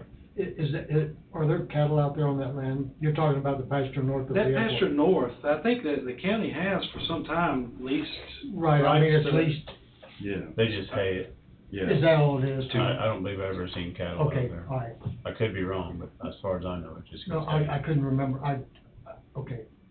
It's got a pile of brush on it, I'm not sure you can hay that thing. I don't recall. Part of it's hay, and part of it used to be Because grazed, they but I burn don't it, they know burn it whether about it is every now or year, not. they try to. Yeah.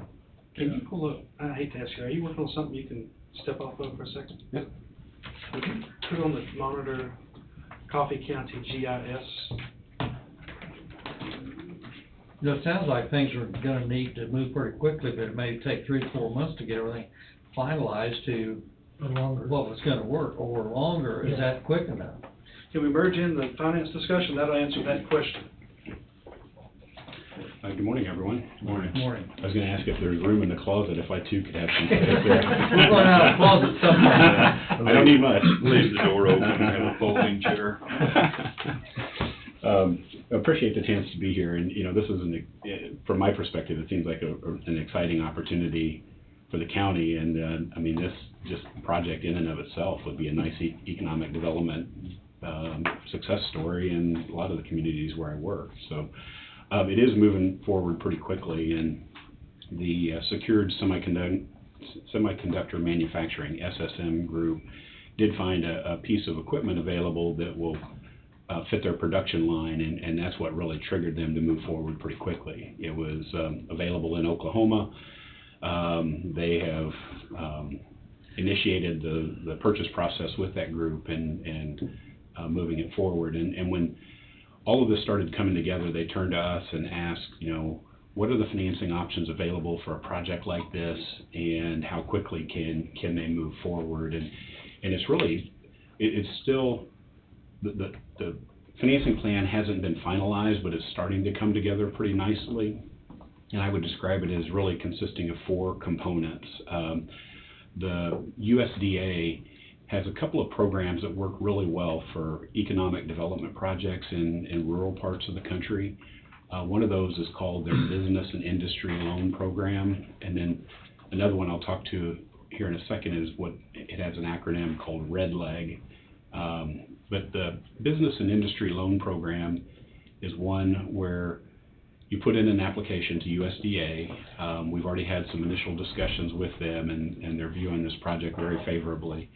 And Raymond James has a group that focuses just on USDA financing programs, so we've got some nice internal expertise to help guide this along.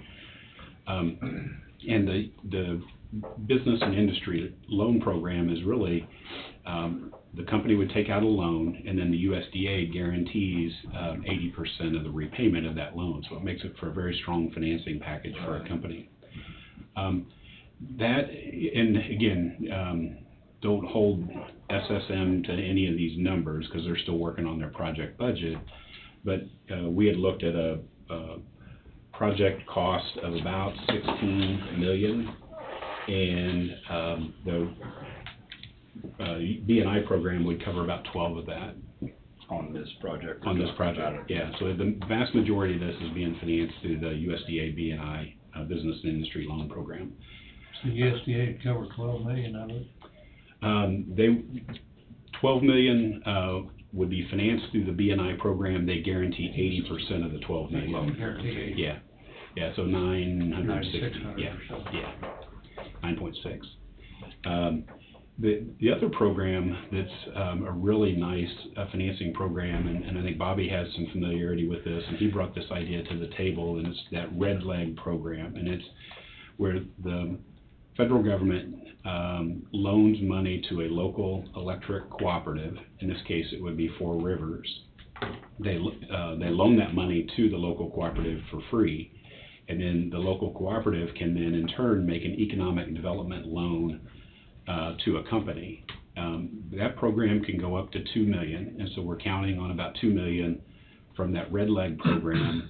It requires that the company, in this case SSM LLC, they have to post a bank letter of credit, which is a form of a guarantee from the company to the local cooperative that in turn guarantees back up to the federal government. So it'd be a $2 million very low interest rate loan to the company. That would be about a 10-year repayment. The BNI program would have about a 15-year repayment. And so then you've got $12 million plus the $2 million that would be financed through those two USDA programs. So then the other, and my numbers are a little bit off in terms of the totals to be financed because there are some additional project costs, so the grand total may be getting closer to 18 million. I had mentioned 16 before. So then you have the company is planning to contribute equity, and that number is still being determined, but it would be somewhere in the neighborhood of 2.5 million, 2 to 2.7 million, I should say, of equity that the company would be bringing to the table. That helps finance and pay for the project cost. And then the last component that we had been working on with Bobby and the county's bond attorney, Joe Serrano, is what's called a community improvement district, very similar to a benefit district in Kansas. Benefit districts and CIDs are very popular, a way for a city and a county to help finance some of the upfront cost and then have that repaid over time with special assessments. So it's not that you're contributing cash or a grant that you never get repaid. You would issue general obligation bonds that are paid from special assessments levied against the project, and those special assessments stay attached to that parcel of land until they're repaid, just like a property tax would be. And they have a priority in terms of a order of payment. Special assessments and property taxes are paid before anything else. So that would represent what, roughly 1.5 to 2 million? About 2 million on the for the community improvement right. district approach. And so that's all of this is coming together very quickly. The Red Leg program has an application that is quarterly, so that the next cycle to apply for the Red Leg loan is June 30th. The Business and Industry Loan Program actually doesn't have a quarterly cycle with the USDA. It's on just a rolling basis, and so we're moving pretty quickly to get an application pulled together, get that in. That's the bulk of the financing. And we've had several discussions with both the state USDA officials and even the national USDA officials, and I think this project would be viewed very favorably. So I know the question came up about timing. From a financing perspective, we're hoping to get a lot of this, if not finalized, but at least pointed in the right direction in the next 2 months, and then really trying to get everything wrapped up in, say, 3 months if we could, so that they have all of their funds where they can purchase the equipment, start on construction of the building, and I think their goal is to put this all in operation very quickly to where they can be in production, by early fall, I think is what they're aiming for. So. What's their employment numbers? Bobby, do you? I don't know. Before they do anything, they'll hire about 10 people. Just to help in with the planning of standing the building up. 10 local people before they ever even start construction. And at some point they will scale up into the 35, 50 employee range within that first year when they start production. And depending on by that time the CHIPS Act would have already rolled out. So they'll be, again, trying to deal with that. I'm guessing they could continue to scale up, but their plans are not to scale up at that facility as much as they are out at Beto. They'll have hundreds of employees out at Beto. So this facility is for manufacturing or storage? A little bit of both, but primarily manufacturing, Okay. because they have contracts that, in hand, that they've got to satisfy now. So the equipment that they're buying, that they need space for, I mean, is that equipment for this manufacturing? Yes, sir. Okay, I understand. Yes, sir. So who's issuing these bonds? Is it the owners? I mean, yeah, this would, it would actually be a loan agreement. The business and industry program is in the form of a loan agreement, and we coordinate placing that loan with a investor or a financial institution. So that's the B&I program. The Red Leg program, there's really not any bonds or loans that are to be issued. The money is actually coming from the federal government that is loaned to the company and then repaid back to the federal government. The Community Improvement District, you would have the county would issue general obligation bonds payable from the special assessments. So that would be bonds issued by the county.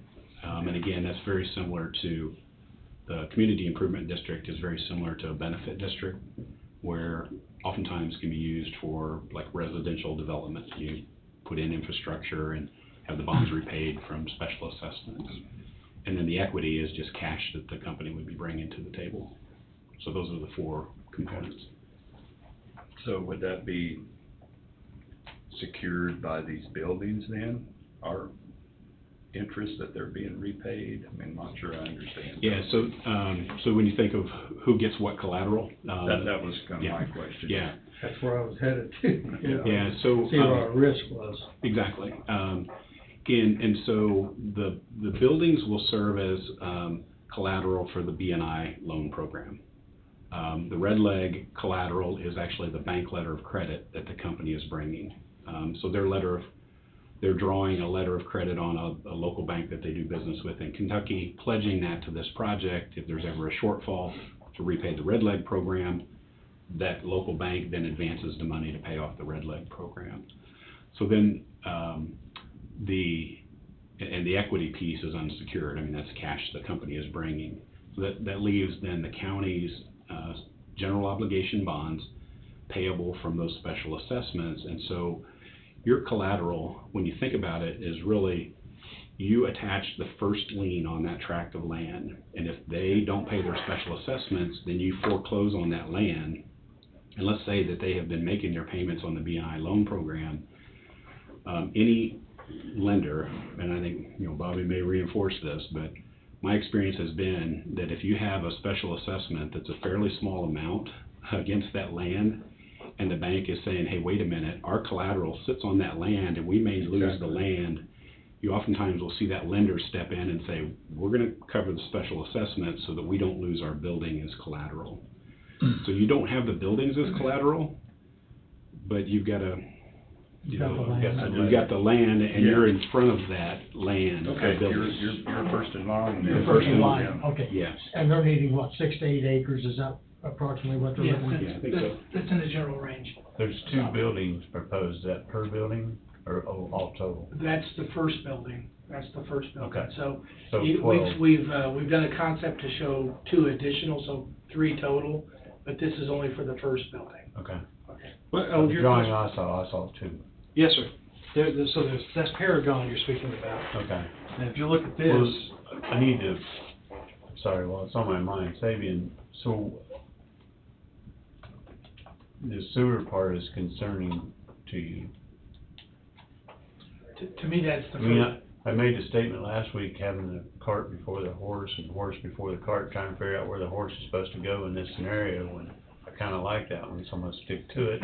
So, I'm assuming we're pushing both of them down the line side by side here and hoping that the horse crosses first so we can hook up. Yeah, I yes, to that point, we're tracking. I think the one thing that in some of our meetings with the company that we're needing is starting to get this information on usage, right? So when we start looking at sewer and water, we're like, how many people are gonna be in the facility, what are the operating hours? And then we can start to equate some volume uses, and then that'll help us measure the size of a facility that's needed. So the number of employees starts to drive out some of the data work that we would have to calculate. I don't know if that answers your question, but Well, I mean, we're tracking that too, as well as all the other stuff going on at Beto and in the general area, because to Bobby's point, we don't want to design just for one building. Right. Yeah. But I mean, if we can't do a lagoon, I mean, I don't know what the next option is. So you can get, there's actually, prefab treatment stations. Okay. These are not huge, okay? Again, it kind of, once we get volume, we can know what they are. So I don't want you to immediately jump to thinking this is a huge wastewater treatment facility. That's it. This can be something that, there are companies that make, yes, we would have a little bit of design to do, but they're kind of off-the-shelf, wastewater treatment facilities, pump stations, treatment facilities that can be placed near this property, or on the property. Kind of like a leach. Yeah, type deal. So there's some solutions that could make this go quicker. Okay. We just haven't got far enough into Okay. it at this point. I had to use my mind on that one, because that's Yeah. like, What's the plot area for that piece of equipment to sit on? And does it have to be manned? And where does the disposal go to from it? I don't know how to answer that just yet. I will say though, we've done a couple of these in a couple other communities in Kansas and Missouri. The footprint is not very, very big, and typically you don't need somebody there all the time. I wouldn't think so. These prefab systems will also have software that can go back to your health department or health and environment, so they can keep track of what the conditions, how the pumps are functioning, things of that nature, or wherever the county decides you want it to be. Where's the septic drain now? What's that? Where does the septic drain? I haven't got that far Surely into it's it. gotta go off to the Yeah, I don't know, does somebody northeast or know where the something. septic, I do not know yet. I mean, we're not gonna wanna go into the runway, Right, so it would. I mean, I'm guessing it's uphill from those buildings to the north, but I mean, that would be from my mind, would be the logical way to go around the end of the runway and have it be, I'm not the engineer, okay, I'm just, That pasture area to the north, that 160, I'm not too sure doesn't drain to the east. And I'm not really. I believe It's all terraced. I think it was probably, I don't know whether it's farm ground. It was farm ground. Farm ground one time, but I'm not too sure that the terrace structure doesn't go to the east. yeah. I think it does, just been looking at it. Yeah. The water goes around the other end of the runway, and that's my recollection. I'd ought to know, but I don't. But it sounds like you Part got of that got does. some work ahead of you. Yeah, and we're ready to dig in, because we're kind of have this, I certainly won't call it a lull, I'll just be honest with you, but, as these companies on the Beto site are putting their applications in for the CHIPS Act funding, we are doing some engineering up there, but it's slowing down while we wait for some of that to advance a little further, if that makes sense. So the timing of this works fairly well, where we can kind of dedicate some specific effort right to it.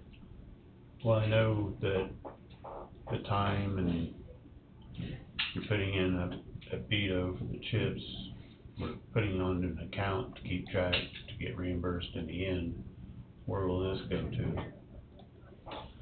That's kind of the impetus behind speaking with the commissioners today. This is, it's related, but it's kind of additional, above beyond what the commission has already approved. This is an add-on. It would be an add-on if it moves into any actual billable. Yes. And I was gonna say, oftentimes when we have a project like this, you're developing a project budget, and it's gonna have hard costs and soft costs, which would include engineering, and so I would assume any engineering directly related to this is gonna become part of the project budget. That's where it gets ultimately paid for. If it's advanced by the county, then reimbursed, then it would come out of proceeds of one of these financings.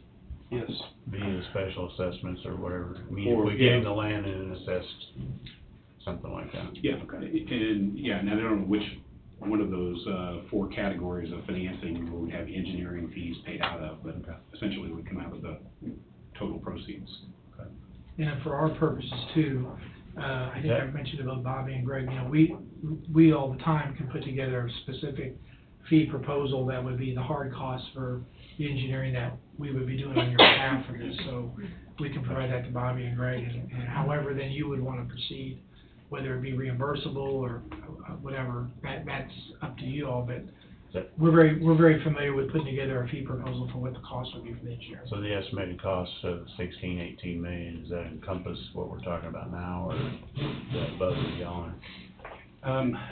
We have been given a very preliminary budget by the SSM LLC entity, and it has in there a line item, utilities. What I don't know is this utilities just on their site? Is it, you know, I don't know where the county utilities stop and where they need to be brought to this site. So we need some clarity from the company as to how they arrived at those numbers. And that's going to be working with Saban too. You know, there could be some infrastructure costs that they haven't accounted for in this budget. I don't know about, you know, interchanges, road improvements, you know, water, sewer, electricity, those kind of things. Okay. They do have a line item in here, I just don't know how they got to the number and what's in and what's not. But you know, again, this is moving forward pretty quickly, and we're happy to ask them for some clarity as to how they arrived at their numbers and try to figure out what infrastructure needs to be done and what's, you know, what they have in their belt. It just feels like it's almost too quick. Maybe I shouldn't have said that. It just feels, I'm not sure where our liability is on everything. I'm probably not making any sense. I agree. You know, I've been working on bond issues and worked with a lot of communities in Kansas, and I've watched a lot of economic development projects that don't fall in that quick category. Some of them take years to materialize. This is really being driven by, again, that Rusty Electronics, part of the KSMC group, saw an opportunity to where they could get this equipment, put it in production, and part of this is tied into the EMP Shield. Part of what they'd be producing is needed by EMP Shield. So that's what really caused them to say, look, if EMP Shield is needing this and they're seeing challenges in getting this product by the fall, and if this company can be in production and kind of pick up and fill that void, that's really what's driving it. So it's not only creating a new economic development opportunity in the county, but it's already it would be directly benefiting an existing company in the county, and that's what's driving the speed of all of this. Okay. I think you're thinking the same thing I am, Steve, and maybe all of it, with everything this county's got going on right now. You know, we got this, and who's the responsibility for it? Yeah. Have we got full protection on first lien? That's my a lot of it. We're in a ball game that I have no experience in. Me too. And we've got to rely on Bobby and Wade and a lot of trust in people that's coming to the table. And I trust everybody that comes to the table, but there is a point, how far do you take the trust? We're talking about. And when I say that, I'm not against the project, it just feels like a push, and I'm not sure that. If we've got the first lien on the land, that pretty much, I mean, I'm not an attorney, but it seems pretty solid to me. And you're right for thinking about what's the county's exposure. I mean, every city and most every city and county in Kansas wants to push forward an economic development project. But it's a fair question of, well, if this doesn't go right and then doesn't come together, then where are the costs? Where do we stand? Right, where's our risk at? Where's our risk at? And it seems like that may be in 2 categories. One, the community improvement district that I described, and that's where you have the special assessments with the lien attached. And then the other one is, are there any costs that the county, like infrastructure costs, that the county would have to advance to make this all work? And that piece sounds like it may be tied into a broader, like industrial park type question, maybe more than just one company that might be considering the airport. But that's really a more Saban's area of expertise of what infrastructure would be needed to allow for a project like this. Well, that's kind of my thought process on if there's any way to use a lagoon, to use a large septic deal or something till we get into this for a few years before we commit to spending more on a, just my thought, not saying that's the way to go. And there's nothing wrong with that thinking, to be honest with You you. know. It's kind of like, even how we did the countywide master planning, where we kind of created a short-term, mid-term, long-term solutions. Right. There's nothing wrong with that. I mean, I'm just being honest, your thinking is not out of line here, you know, we don't need to jump to the Taj Mahal, so to speak, or the Cadillac. That's my only Okay, concern, so- we commit and have something, and I don't think it's gonna be, I'm convinced this, you know, this whole project's gonna be a go, but, you know, we don't wanna be standing there with a empty sewer treatment Right, plant. absolutely, You know. absolutely. Yeah, and Something I always throw at you, Greg, is as far from the county perspective, we don't care who owns the building. If they owe tax, we're gonna collect it, or otherwise the sheriff's gonna sell it at the courthouse steps. And so a bank is not gonna let that happen. If a bank has a couple $1 million of lien on the building, they're not gonna abandon that couple $1 million over $100,000 worth of taxes. They will pay it. And Right. we don't care if it's the operator or in a foreclosure situation, a bank. Once that building's built, your first position as the commissioners on the assessment, because it's paid with the taxes, is pretty secure. It Yeah, I was supersedes just more worried about the bond, which was how much, what was the amount of bonds? the community improvement district bonds would be roughly $2 million. Yeah, and so and what Bobby's saying is, would a bank let $14 million of collateral I slip out of get their that, hand? yeah. I understand, but. The other thing too, and going back to your comment about this moving quickly, you know, the other piece of it where I had mentioned, if there are infrastructure costs needed, like interchanges and things like that, one of the benefits about this moving quickly is you'll know that this project is real and that they've got their financing in place before you would ever, I mean, we're gonna find out real quickly on That's these one of, applications. one of my first thoughts on any of this stuff is, how much skin is these companies putting in? Right. You know, that's what's really important to me, because someone that just wants to come to town and, hey, you guys are an active group, let's get you to promote this, they need to have their money in it too. Yeah. Maybe I missed some, what are we being asked for today? I mean, as commissioners, what are we being asked for? I think from my perspective, because this, as Bobby mentioned, is kind of an add-on to the services we've been providing on your behalf as the county engineer, we would want your approval to advance the engineering work. Proceed. Yeah, that we need to do. Okay. None of us felt comfortable that this just flows under what we've been working under. This has kind of become a separate entity. project. Even though the entity is Yes. part of the project, Yes. it's still a separate. Yeah. There's a separate player there. So that from the engineering perspective, with the timeline they're wanting to move on, and I guess I'll add a side note. I think Greg's hit on something really important is, you're gonna get some information back from us on this infrastructure, because we need to know what's in their number, okay?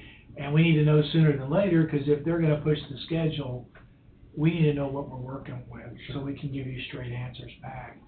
But they've been great to work with, so I wanna be real clear, in this whole process, Beto, here, these folks have been, they give us their planning documents, they give us the information as we need it, but, we got a list of questions, because we represent your interests, make sure that, you know, we don't get the cart before the horse too far. Well, I just don't, I guess my question, and you're gonna answer it eventually, is, you know, is there enough water? Because I know a lot of these facilities are using a lot of water. Is it gonna hinder that service that's going out there now to who everybody's on it now, as well as the sewer part, so, but sounds like you're gonna work on that. We'll get answers for you on that. Again, I'll just go back to a general statement with all the discussions we've had with the different water districts in the city of Burlington. I'm actually feeling pretty good about the airport, to be honest with you. Okay. In general, I'm feeling pretty darn good about the airport, even if we look at these other buildings. And that we've got enough, the water districts all have had some of their own engineering firms that help them for years we're kind of coordinating with them to make sure we're getting good data. And, so the folks are in the game, I guess is what Okay. we're not in a silo here. Okay. So we're able to get information. Well, either what you brought to us here a few meetings ago, Saban and Carl, you know, they need 5 million gallon day at the Vito, and I think they said, what, there were 6.5 million as of now available per day. Mhm. So that's a huge that's 20% over, give or take some, 20% over what they need, but as that place grows, it may need 10 million, Right. you know, in 10 years. Yeah. So I don't, this piece of equipment that they've got their hands on or they want to get hold of, how long will it sit there that they get will it sit there 4 months until we get a decision made? Have they got it on hold? They've got it on hold. It is on hold. And they've advanced, I believe I'm describing it correctly, I think they've advanced a deposit, they've got it on hold, they've signed agreements, they have said, we are buying this equipment, and I don't know what the time frame will be that they have to Exercise it. Yeah, it's not really an option. I think they've actually moved towards a signed purchase contract for it. They said, we're moving forward. And this equipment is very specialized, as you can imagine, difficult to find. And I think this piece of equipment was one that is being sold as used, but it's never been used because they bought it, they never put it in production. Now the company, and it's sounds fairly complicated to move. And they said the fact that it's in Oklahoma at a discounted price and moving it is going to be simple. They couldn't let that opportunity go by. Sure. So they've committed to. It's gotta have somewhere to put it though. Somewhere to put it. But is there a timeline of when is it possible to get this building built for them then in time if everything goes well? Yeah, Bobby, correct me if I'm wrong, but what I think has been worked out is EMP Shield has some space where they can get the equipment, bring it to the area. Is it at? And Lebo. Lebo. Okay, and then, then move it into this building window. So we've got some time, they've got a place for their equipment if need be. Correct. We've got some time to proceed and make sure that everything is, okay. Yeah, ultimately, they want that piece of equipment in this building at the airport, but they're committed to getting the equipment, getting it here, using it in a temporary site till they can get it in a permanent site. Okay. That one That easy. facility in Lebo, pretty good size. No, it is, but I'm not sure the square footage. I just felt like they were needing the building to put that piece of equipment in right now. And that's why I felt like it was just. Yeah, I'm sorry, I should have explained that a little No, better. no, you're fine. I just misunderstood. If they've got a place for that equipment, that's great. That gives you all and us. They wanna get it in production though, right? Bobby? Correct, they may even turn it on Right. in Lebo. Pardon me? They may even, depending on how everything shades out, they may even turn it on, pieces of it see. on in Lebo. Okay. This piece of equipment is, But their goal, I understood, was that they wanna get there, set up there, and possibly that line might be moved Yes. and use this building for other uses. Yes, Is sir. that correct, later on? so in Lebo, EMP Shield is simultaneously also setting up 2 lines of their own equipment. They bought all their equipment, so, those will go into production here pretty soon as well. Cause Shields, they ended up with all that building space there, Vito, didn't they? Yes, sir. 6, 7, 8, 10 acres. That, and just so, for reference, for scale, that is about a 30,000 square foot building. Yeah. That's what they're proposing to build out here. Okay. Okay. Additionally, just to clarify, so stuff that we might move forward without necessarily obligating to anything, you're saying that, tentatively, there may be on this parcel here, let me back up. That red parcel there, that's 300 acres north of the center line of the airport that the county owns. 160, north of the airport. That's 300, sir. The whole. That, everything in red right there. is Well, 300. everything in red's a half, but the pasture itself is just 160. Yes, sir. Yeah. That's about correct. Yeah, everything in red's 320. Yes, sir. But that piece would become a community improvement district. We would follow the same process we did out at Vito. Because the county is the only landowner, petition would only include the county, being the single sole petitioner. They wouldn't have to, we could start the hearing and have it done within 35 days. Again, at minimal cost, no cost. There's no retail sales there, so. Right. the neat thing about a CID, you can place any kind of fee, you be creative with the fee that you enact. In this instance, it's being proposed that an assessment that acts like a property tax be added. And also on this southern piece, there's another 600 acres that the county owns. That would be the. Right, that's south of the airport there. Yes, Right, right.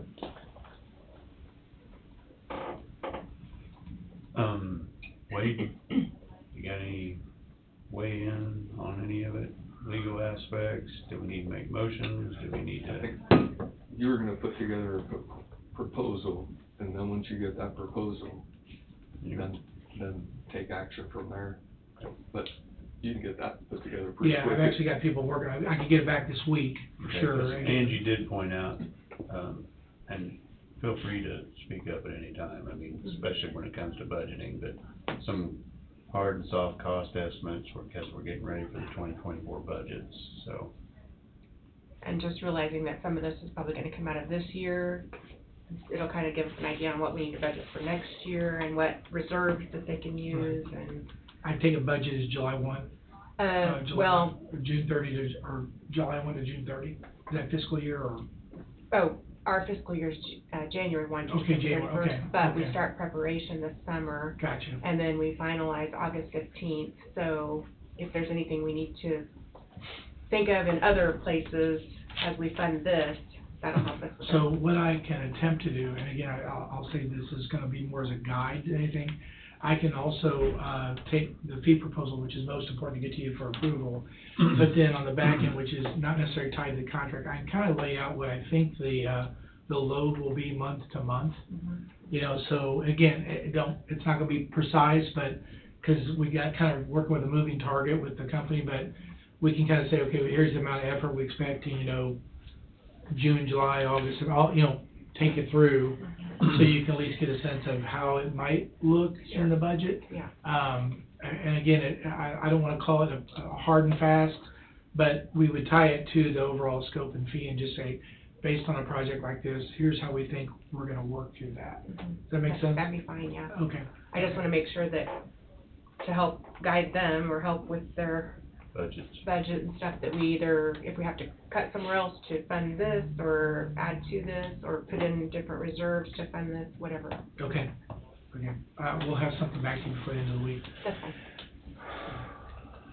And then if I need to come back next week for that, I can, so however you all would want that to happen. I think the finance may drive the Yeah. need for the commissioners to Great. approve or disapprove a proposed scope of the Okay. budget.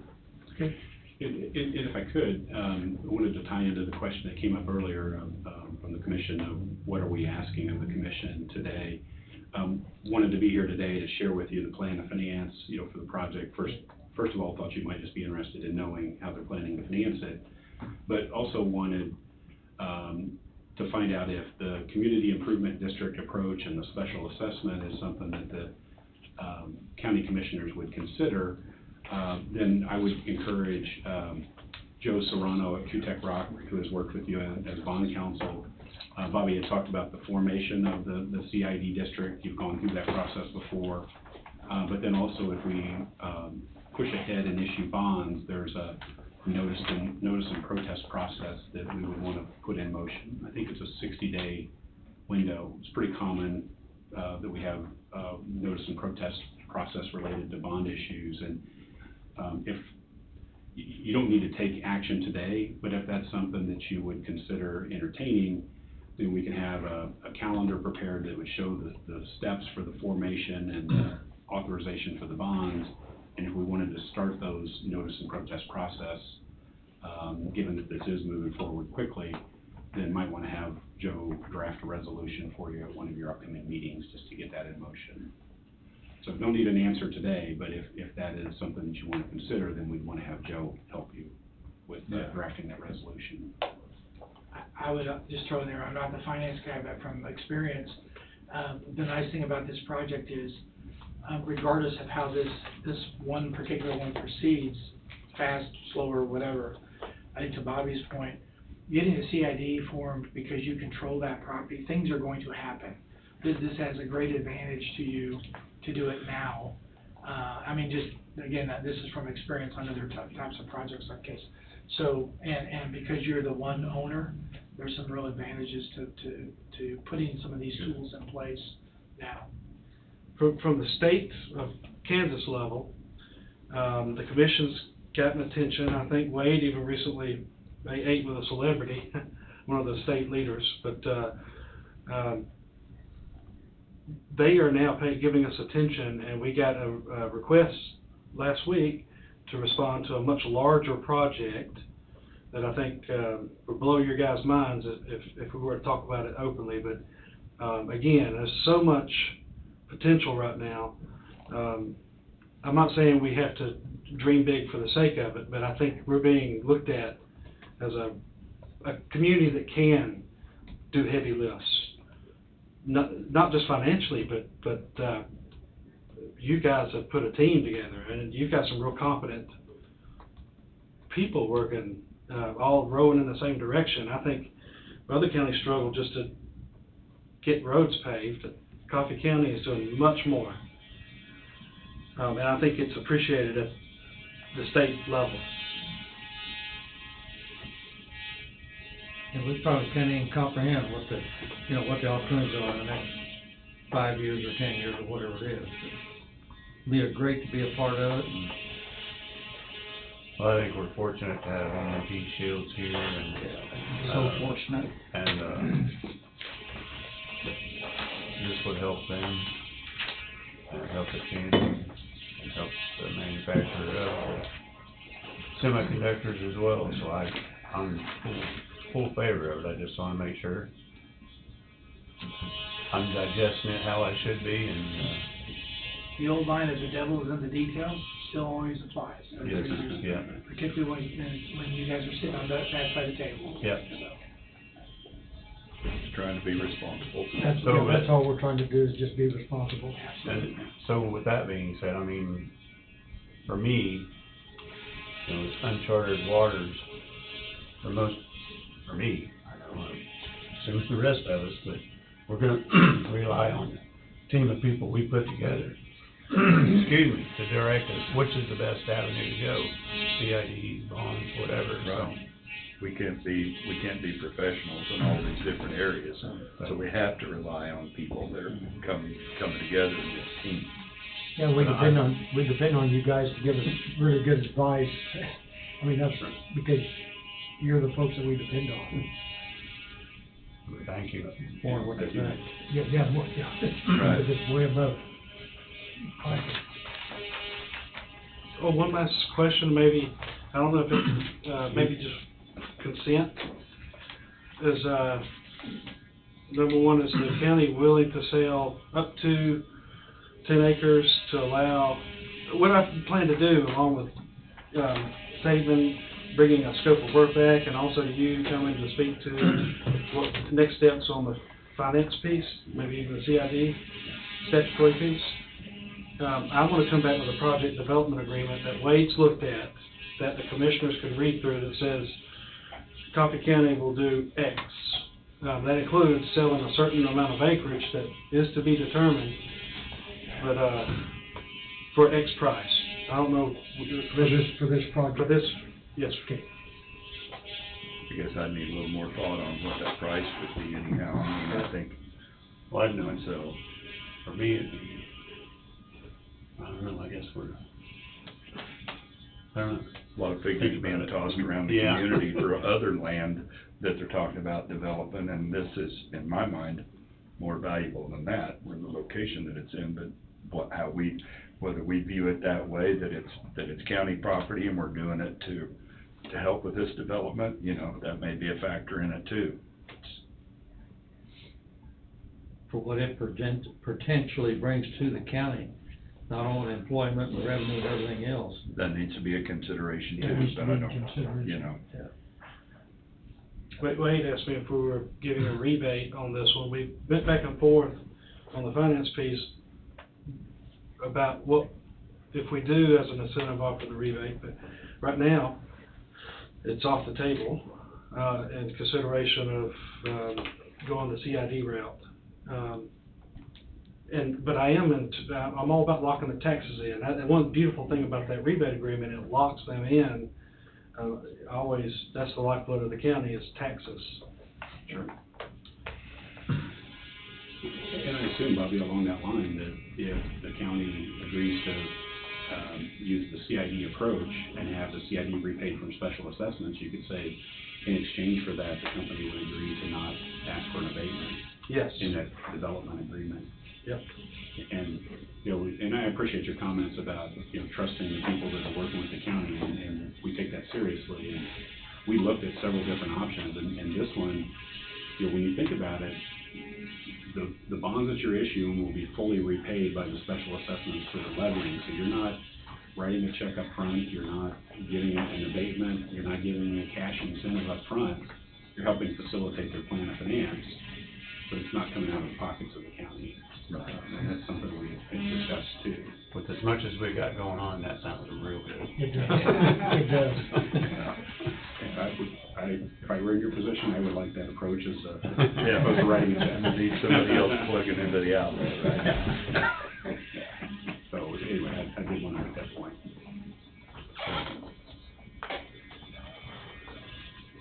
I don't have anything else unless somebody else does. I don't either. At I this think- point. If Thank you you, don't- thank you very much. Thank you. If you don't mind, Tom, I might change the subject just for a couple of minutes. Saban, to give the commission an update, I was supposed to update you today or next week or whenever. The city of Leroy's gonna have to redo their lagoons.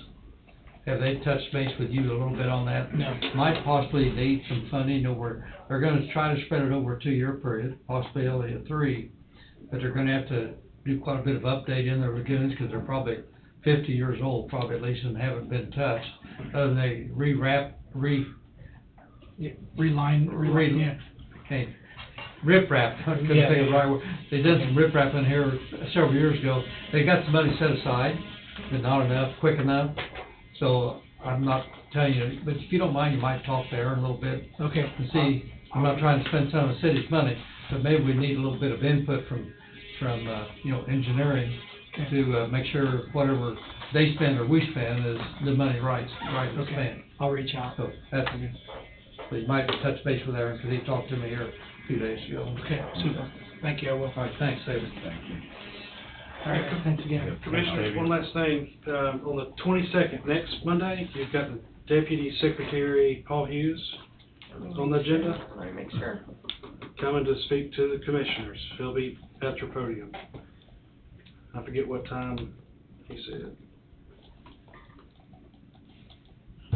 Guys, I'm sorry, you're gonna have to excuse me, I got a Good luck. appointment with my. Good luck to you. Yes, Okay. Wade, Thank you. take care. Take care, Lee. While she looking that up, Greg, Raymond James is kind of an unusual name. You know, the football field down in Florida is Raymond James. There's no connection, is there? No, there is a connection. There is a connection? Yeah, that's, our company is, headquartered in Tampa, St. Petersburg.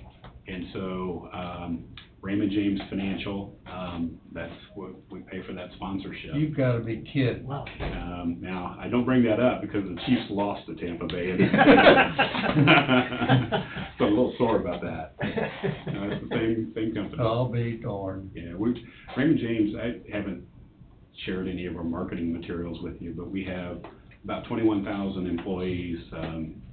You know, we've got, I can't remember how many offices in Kansas. It's probably 25 offices in Kansas and a couple hundred employees here, but it's been very big on the East Coast, the Southeast, California, and really growing into the Midwest and the mountain states and stuff. Well, it's kind of an unusual name. Yeah. I didn't figure there was a connection, but There's a connection, yeah, there's a connection. we'll take care of Tampa Bay every time we play. Yes, they will be here at 10 o'clock next Okay. week. There is a hearing right at 10, but it's just 5 minutes on the Sunset Manor. That won't take very long, and then they'll be. Okay. And this Thursday, Senator Karen Tyson is coming by. So, have you already been notified about that, I Commissioners? didn't hear about it. This is a Commerce Department out of the state? Oh, well, on Monday. I'm sorry? Yes, sir, out of State Commerce, so it'll be Monday.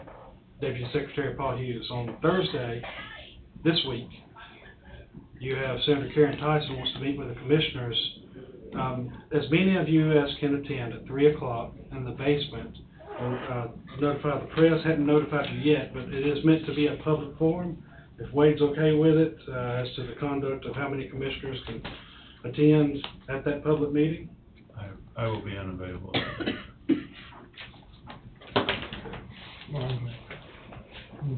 This is third. She will be districted out of Coffee County. It's Thursday at 3 o'clock. Yes, sir. Sit in the basement meeting room. Yes, sir. Okay. And to satisfy, I'll invite as many people as we can to make it a public meeting, a true public meeting. Look, is it a meeting of this board or just Just a, will it be to discuss business with the commissioners? Cause that, no, sir. okay. Can you step back and listen, that won't be a problem. Yeah, I mean, that's fine. If you're asked questions and it's not an official meeting, then you sort of potentially get into a coma. Can't participate. I'm open that day, so nothing happens on. And I should be, I'll let Angie know. Yes, sir. Very good. Thank you, Commissioners. Thank you.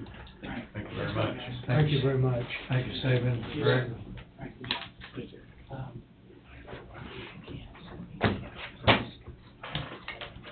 Well, with that,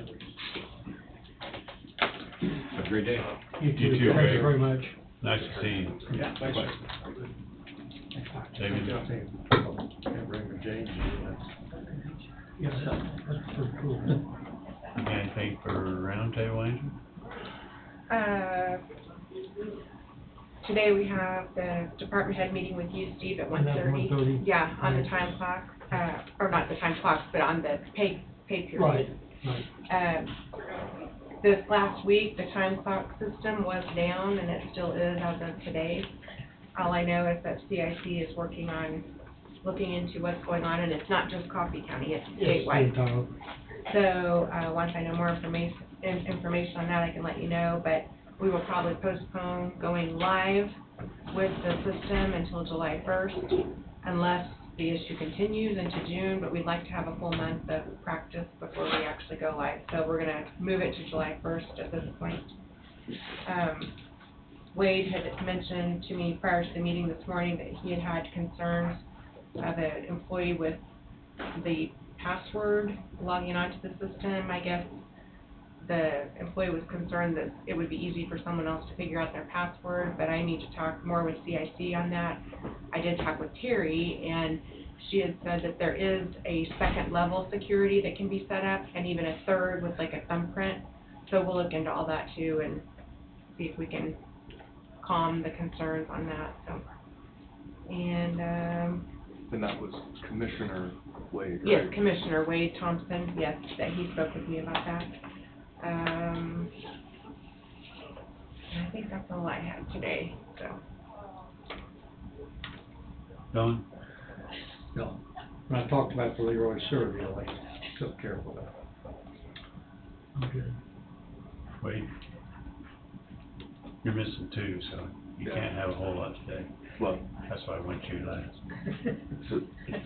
So I requested a tablet be ordered for janitorial maintenance, since that would be the best way for them to log in and out of this time clock system, but apparently there may be some sort of issue with that. I don't know. I saw an email. This morning I haven't had a chance to follow up on that, but we'll go from there. But before I forget about it, so the change order, and this is a proposed motion for you to look at, and this is my easiest way to, this is in reference to the parking lot, the parking lot change order, and so that I'll pass it to you and then we'll type in later. if you wanna, Do what? You want me to just go ahead and read it? Is that what you want? Yeah, because it, And then I'll text it. I think it has to, for them to move forward, unless you wanna wait a week.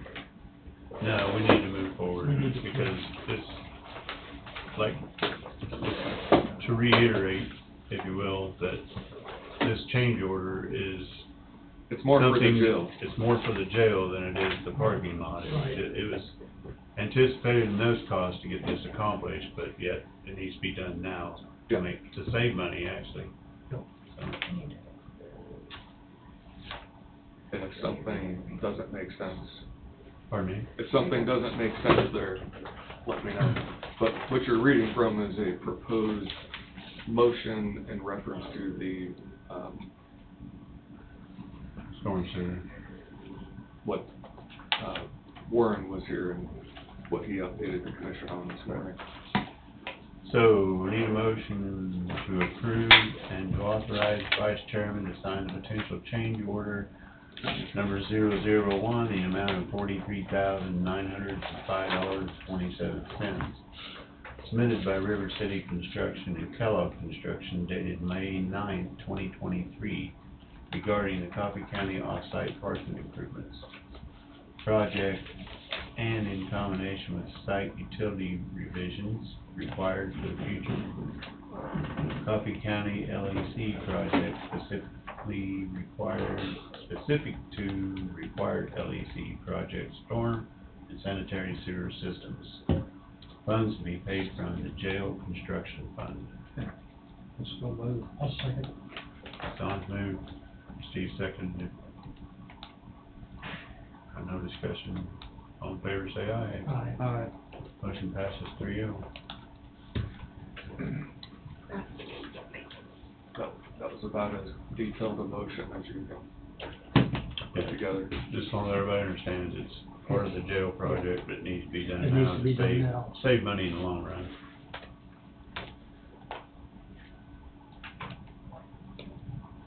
Anything else?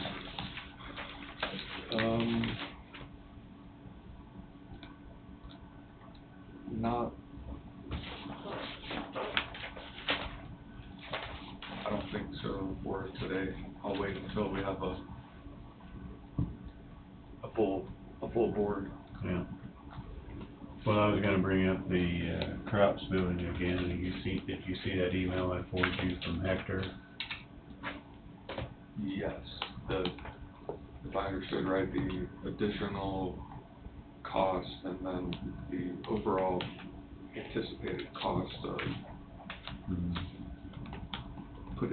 erecting a new crops building, somewhere in the neighborhood of what?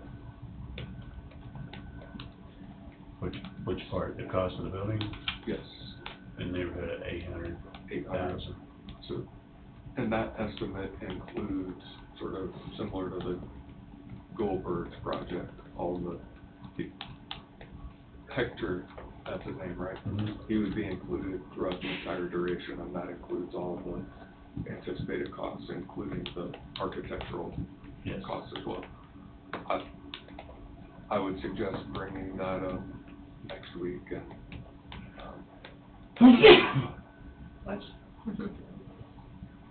Yeah. that discussion could take place then. Yeah, I'd like to have everybody on board too, so. I do have just one question. Okay. It's on the planning board agenda tonight, it's on the, First, Wednesday? Wednesday night. well, oh yeah, May the 17th. Mm-hmm. It's on, established a special use to, I thought that was already, has that already been done? I guess not. Chips plant. That's what they're The zoning, Yeah. I think it's been discussed, but it hasn't formally been approved and then made its way to this board Okay, to give the seal of approval. okay. I think the first part was purchase of the property and then. And then the zoning okay. Come up with a plan because you needed to know what, the zoning board needed to know, they needed to know what it was gonna be used for and how it was gonna be allocated before it ends up in front of this board.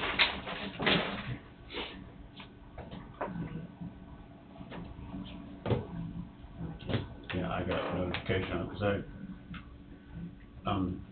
what do you call it, the liaison, I go to those meetings. Right, So okay. I've got ECAN tomorrow night, and then this one, and then Wednesday night, Okay, that answers my question. so. You're gonna be here Wednesday night. Mhm. I'll try to be here, but I may be a little late, 'cause I've got a meeting that starts at 6, so. Yep. So anyway, crop splitting was the only thing I had, and sounds like we're gonna hold off on talking about it.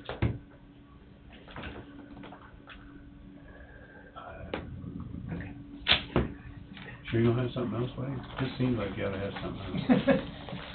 I mean, I have other things I can always talk about, but Yeah. right now,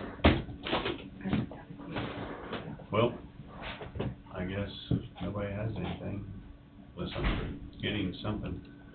It's been a while since I had to do this. Lead the charge type thing, so I'm always afraid I'm forgetting something, but if not, we'll adjourn at 11:40.